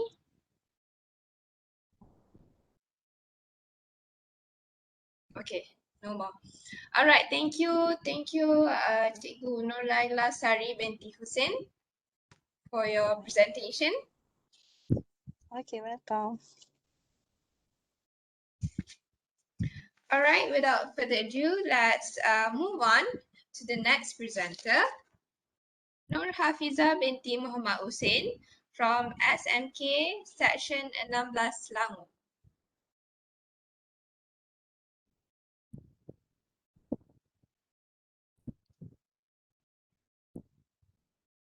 Madam Nur Hafiza, are you here?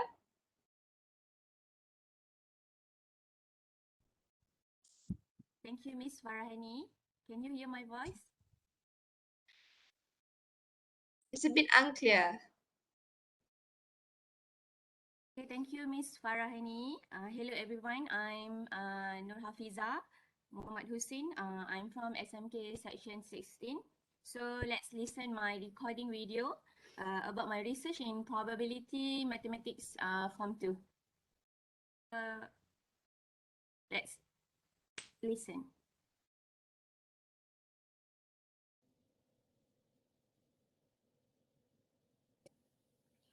Bismillahirrahmanirrahim. Rabbi sahli sadri wa yassirli amri wahlul 'uqdatam min lisani yafqahu qawli.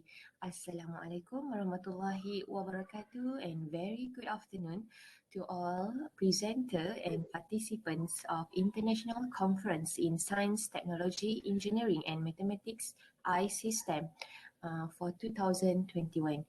So I would like to introduce myself. My name is Nur Hafiza Muhammad Hussein. I'm from SMK section 16 Shah Alam from JPN Selangor. So today I will introduce my research on mathematics KSSM as form 4. So the title is Kit Bama, Kit Bahan Manipulatif ke Barang Kalian. So the main objective of my my research is to improve the mastery of the topic of probability by using the BBM kit among 3 billion students. So they have 3 specific objectives. The first one is student can list at least 3 possible endings based on a tree diagram. The second one is teacher were able to increase the percentage of post-test assessment by 60% compared to pre-test and increases student interest of at least 50% in the distributed questionnaire. Next, this study involved 29 students from class 3 billion who had moderate achievement in mathematics. So as you can see in this slide, this is 5 types that I go to the problem overview. The first one is I do the implementation of preliminary review, then pre-test, go to post-test, interview, and also questionnaire. Analysis has been made for all problem surveys so that the data I obtain is valid and can be summarized to conclude the effectiveness of BBM kit BAMAK among from 3B students. As you can see in the slide just now is initial observational analysis. What I can say that my students actually when I ask them how you can get the answer, the student is less responsive and unsure of the answer they give when I ask them. The second one is my students is answer in a low voice and some gave no answer because they are confused when involving a combination of probabilities. After that, he less involved in my activities that I carry out when I go to teaching and learning process. So you can see is this slide is show that analysis pre-test and versus post-test. The pink one is the pre-test and the yellow one is the post-test. I also do interview, so the analysis for 5 students that using the BBM Kit Bama, the first student said the Kit Bama is very simple learning method, and the second people said they want many more techniques such as BBM Kit Bama for them to master more difficult subtopic. And I also can conclude that the BBM Kit Bama is more fun and more understanding and able to give the right answer. For your information, I also do an interview for using the Kit Bama for teachers. So the geography teacher said BBM Kit Bama is an interesting approach and can stimulate the minds of students to carry out creative activities. While the history teacher said the technique is simple and anyone who has not studied in class, when we give the BBM Kit Bama, they can give the correct answer. It's so nice. And the maths teacher also said that this technique is very helpful for teachers to teach the topic of Form 2 probability. So I do also the questionnaire analysis. So finding shows that only 20% of students are interested in maths class before I introduce them the BBM Kit Bama. After I give them a BBM Kit Bama, finding also 100% of students are interested in maths class after BBM Kit Bama was introduced. This shows that the treatment given is effective to the teaching and learning session. So this is a questionnaire. Before they use the BBM Kit Bama, only 20% of students are interested. And this one is after I introduce them with the BBM Kit Bama, 100% of students are interested in mathematics class. What's actually action taken? So this is the step. The first one, I will give student the pre-test to answer the pre-test. Then I will collect data and identify the student witness to make the reflection step. After that, I will give them a worksheet. Actually, the worksheet have 5 exploration. In the next phase, I will explain detail about the 5 exploration. Then after that, I will introduce BBM Kit Bama and how to use it. Then I will collect and analyze data, reflection. Lastly, student will answer post-test in a Google form. Then I will analysis of data findings. So this is the actually what is the 5 exploration that I explained just now. So E1 is stand for exploration 1, E2 exploration 2, E3 exploration 3. So the first one, the objective for exploration 1 is describe the probability, the main objective. So actually my worksheet or my exploration is based on model 5E, inquiry-based mathematics education. So the first one is engagement phase. The next step is for exploration phase. The student will forming the concept of probability. And the third phase, explanation phase, they must be apply the concept of probability. For the exploration 4, the student will forming the concept of a combination of probabilities. The exploration 3 and exploration 4 is use the phase, the same phase. Okay, explanation phase. And the last phase is exploration 5. Build a tree diagram using BBM Kit Bama. Actually, what is the Kit Bama? So the teaching and learning was conducted using BBM Kit Bama on exploration 5. Students need to discuss and present daily scenarios involving probability. They need to use creativity to provide varied and interesting scenario. And students also need to create a tree diagram based on the manipulative material provided. Then write some probability question with answer based on the probabilities of the experiment they run. And lastly, students need to list all possible outcomes when they are given manipulative material such as dice, joker's card, marbles, toys car, rubber hand, and geometric shape to design an experimental probability. So this one is exploration 1. Describe the probability. The student mind is stimulated to arouse the student's curiosity about probability. Okay, so this is the findings.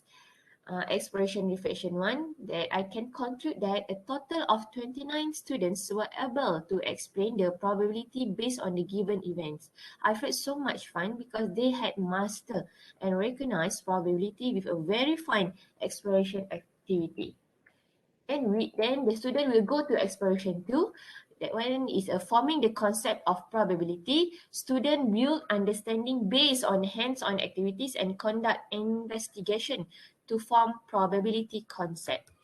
So this is findings, and I can conclude that from exploration reflection 2, that was where I was very excited because they were able to explain how the probability value was obtained. Even at first, they are a bit difficult to interpret and make connection. Finally, my students are very confident to provide answer, and I'm also confident that the thinking skills for the process of applying and synthesizing that are obtained can help them solve other hot questions, high order thinking question. So the average mean for these activities is 28.5. After that, the student will go to exploration 3. The main objective is application concept of probability. This phase is explanation phase. The student explain the concept of probability in practice through reflection from the investigations that have been conducted. So this is the findings for the reflection 3, that I can conclude that students are very impressed with themselves for successfully mastering the topic of probability. They have also shown interest in answering subsequent exploratory questions. So the average for reflection 3, exploration 3, 29 people.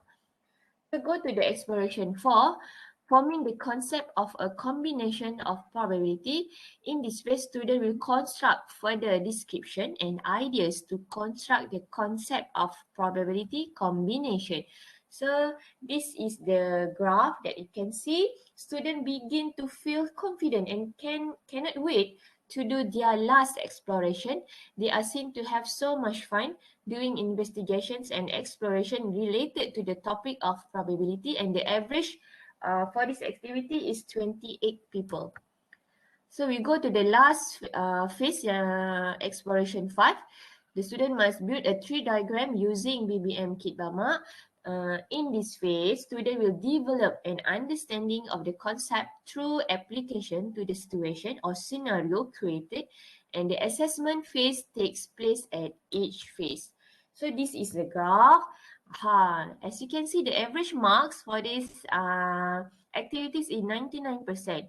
That means a total of 29 students were able to explain the probability based on the given events.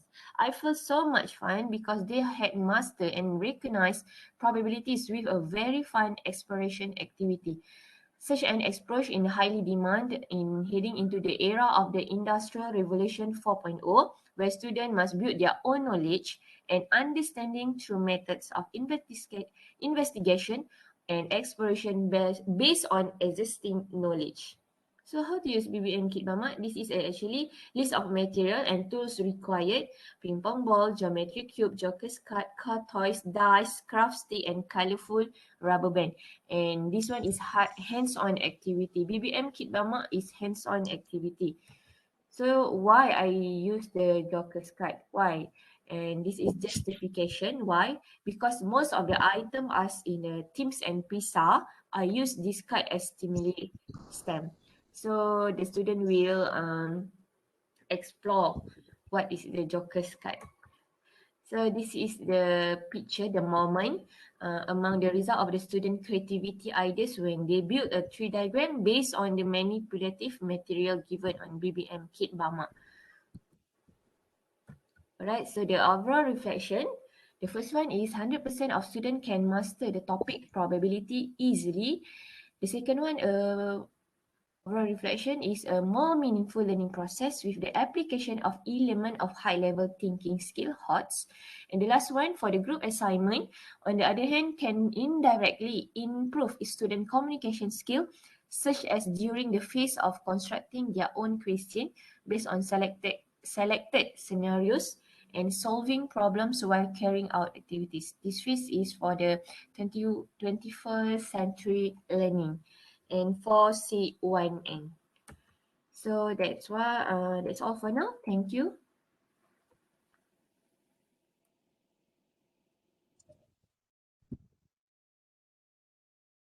All right, thank you for the presentation. And then next, let's proceed to the Q&A session.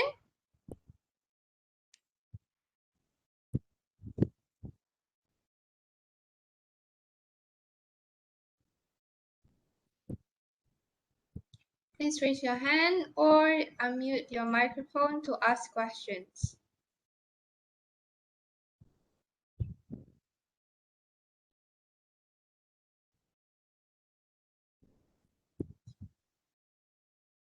Okay, there's a question here on chat box.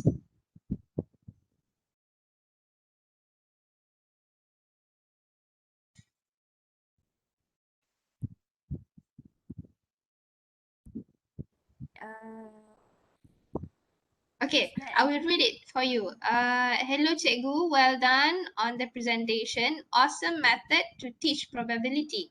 Is there any plan to move towards augmented reality version for the kit? Yes, of course, for AR version for my kid, I also interested with the technique and the innovation on my technique. So actually this is my next phase for my research on kit Bama. Mr. Baron?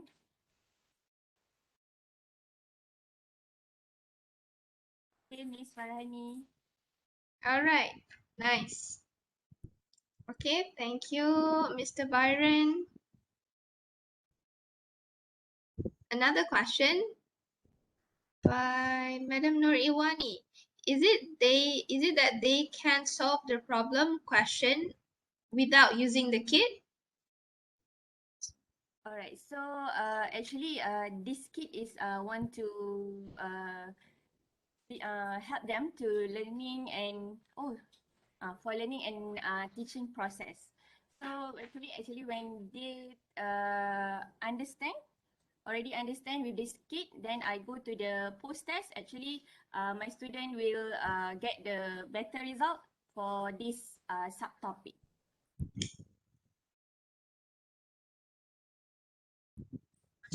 Right?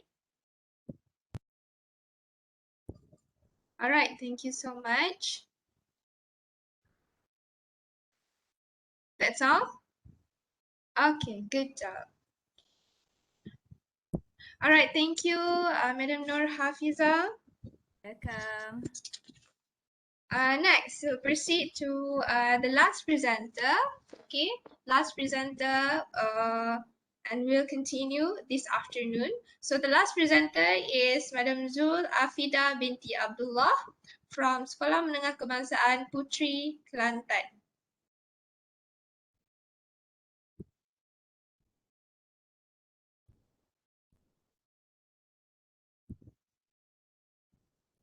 Assalamualaikum. Can you hear me? Yes. Hello. I can hear you. Okay. Assalamualaikum and very good morning to host, to beautiful co-host Miss Nur Farahani, judges and to all participants today. My name is Zulafida binti Abdullah. I am a teacher at SMK Puteri Kota Baru and also a final year master student in philosophy at UTM Skudai Johor. For your information, I'm starting doing this study on 2019 and doing a module testing after first MCO last year. So let us watch a video presentation now. Please play the video. Okay, please wait a moment.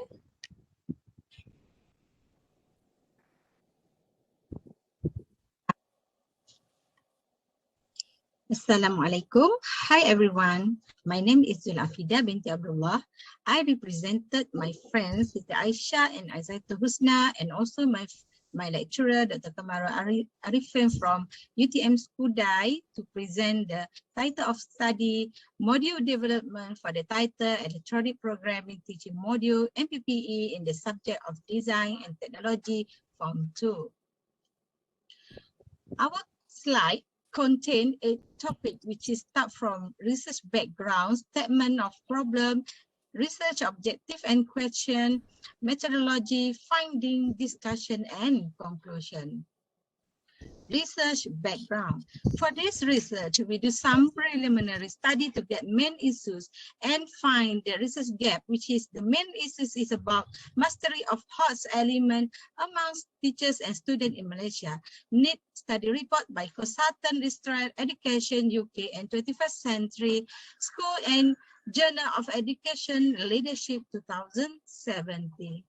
We also do preliminary study among RBT secondary school teachers in Kelantan using Google Forms through WhatsApp and Telegram. Preliminary studies found 70.6% of respondents stated that the most difficult chapter in RBT Form 2 was Chapter 2.4, Electronic Design. And problem identified was lack of reference material, contents level too high, teachers lack knowledge and experience, and also regarding the cost to prepare the teaching kit. Because of that problem, we found that HOTS element is unable to achieve successfully, and we had created and developed an electronic design teaching module, which is suitable to use by RBT teachers to teach students, especially from two who take RBT subject. Research objective. Identify the element in the development of electronic programming teaching module in RBT from two subjects from the agreement of RBT teachers and expert group. Number two, develop an electronic programming teaching module MPPE for Form 2 design and technology subject based on cognitive load theory for the teaching and learning process in school. Number three, evaluate the suitability of electronic programming teaching module MPPE in RBT Form 2 subject according to the view of the RBT head coach in terms of A, module delivery and presentation, B, contents of the module, C, language presentation. Number four, evaluate the usability of electronic programming teaching module MPPE in RBT Form 2 subject through the implements of training of trainer, TOT, according to the concern of RBT head coach. Research question. We have 6 research questions. Number one, what are the elements that need to be considered in development of electronic programming teaching module according to the concern of RBT teachers expert group? Number two, how the electronic programming teaching module MPPE in Form 2 RBT subject based on cognitive load theory for learning and teaching process in school developed. Number three, to what extent in the suitability of electronic programming teaching module in RBT Form 2 subject on delivery and presentation of module according to the view of the RBT head coaches. Number four, to what extent in the suitability of electronic programming teaching module MPPE in RBT Form 2 subject on the contents of the module according to the view of the RBT head coaches. Number five, to what extent is the suitability of electronic programming teaching module in RBT Form 2 subject on language presentation according to the RBT head coach? And number six, to what extent is the applicability of electronic programming teaching module in RBT Form 2 subject through the implementation of a training of trainer, TOT, according to the agreement of the RBT head coaches. Research methodology. Now I will explain about research methodology. This study was conducted using design and development method by involving the need analysis phase, design and development phase, and implementation phase. We have chosen a qualitative and quantitative approach by presenting the method of exploratory sequential design.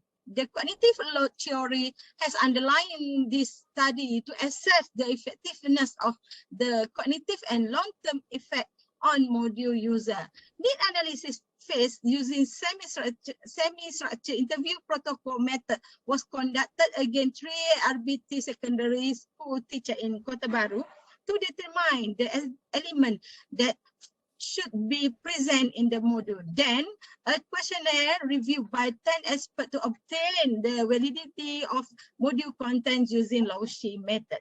This SMART model has selected involved input, development, and output phase. The final phase of the element implementation and evaluation phase involves a sample consisting of 22 RBT coaches in Kelantan using questionnaire to evaluate the suitability of module in terms of delivery and representation element, module contents, and language presentation. Training of trainer is carried out to assess the usability of a module. Now, module development. This is flowchart. ICSTEM model that we use to develop this module. Then, as you can see, this is some part of module looks like. We choose orange color for the theme and to attract module user. Then we put clear font and graphic and hands-on for do electronic activity. Lastly, in this research finding, we found that the elements should be considered in the development of MPPE are module delivery and presentation, module contents, and language presentation. For research question number 2, the module development process is guided by ICSTEM model and involves 3 phases and based on cognitive load theory. For research question number 3, 4, and 5, we found the MPPE in terms of delivery and presentation, contents, and performance of language was very suitable for teaching RBT. Get very positive view and fulfill the specification and standard for a good module. And the last research question regarding the applicability of MPPE. Third implementation procedure found that this teaching model has been recognized by 22 JURBT meets the characteristic of good and high quality module in terms of reliability and usability of the module. For the conclusion, our research is this module could provide standard guidelines for to RBT teachers for effective practical teaching. It also can improve level of knowledge, improving student performance of theory and practice, and can produce highly skilled human capital that meets the needs of industry. Thank you very much.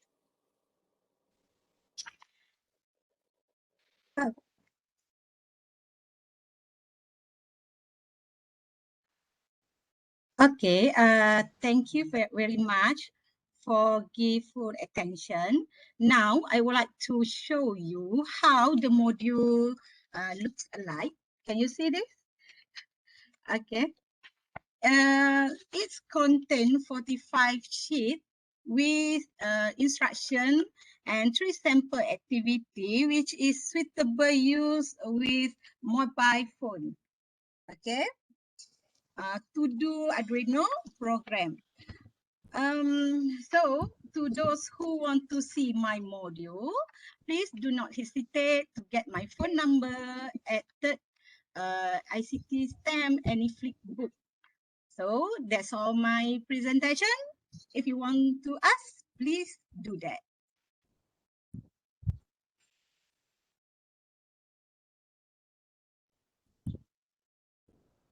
There's a question from Mr. Byron. Okay, I can read this. Before this module being materials, are there existing module being used to teach RBT? Okay, for your information, for Arduino program, this is no module before, and then in the textbook, it's just show the what we call another microcontroller. We call magnet code. So Arduino program using mobile is no, I think no more in the market. How does this module different from this? Okay. Yes, it is very different because I'm doing the simple activity which is suitable with the SKP, input and output only. Thank you. Is it possible for me to get a copy? Right now, it's already patent with IPO, and then I plan to publish it after I finish my study. Thank you.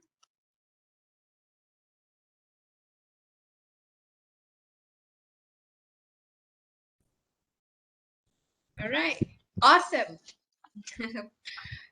Madam Afida. All right, so that's all for our session right now. Before we take a break, I'd like to invite everyone for a group photo session.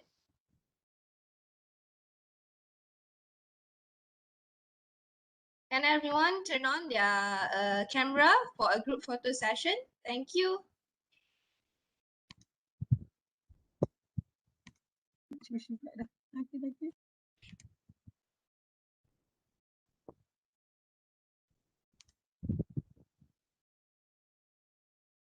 Right. Okay, Encik Sufian, on your cue. Saya akan count sampai 15 sebab mungkin ada beberapa page yang on camera. Jadi stay je. Stay je dekat situ. Saya akan kira sampai 20 lah, 20. Okay? Ready? 1, Wait, maybe dekat office lah. 2, 3, 4, 5, 6, 7, 8, 9, 10, 11, 12, 13, 14, 16,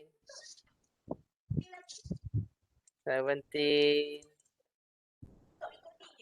18, 19, 20. Okay, thank you all.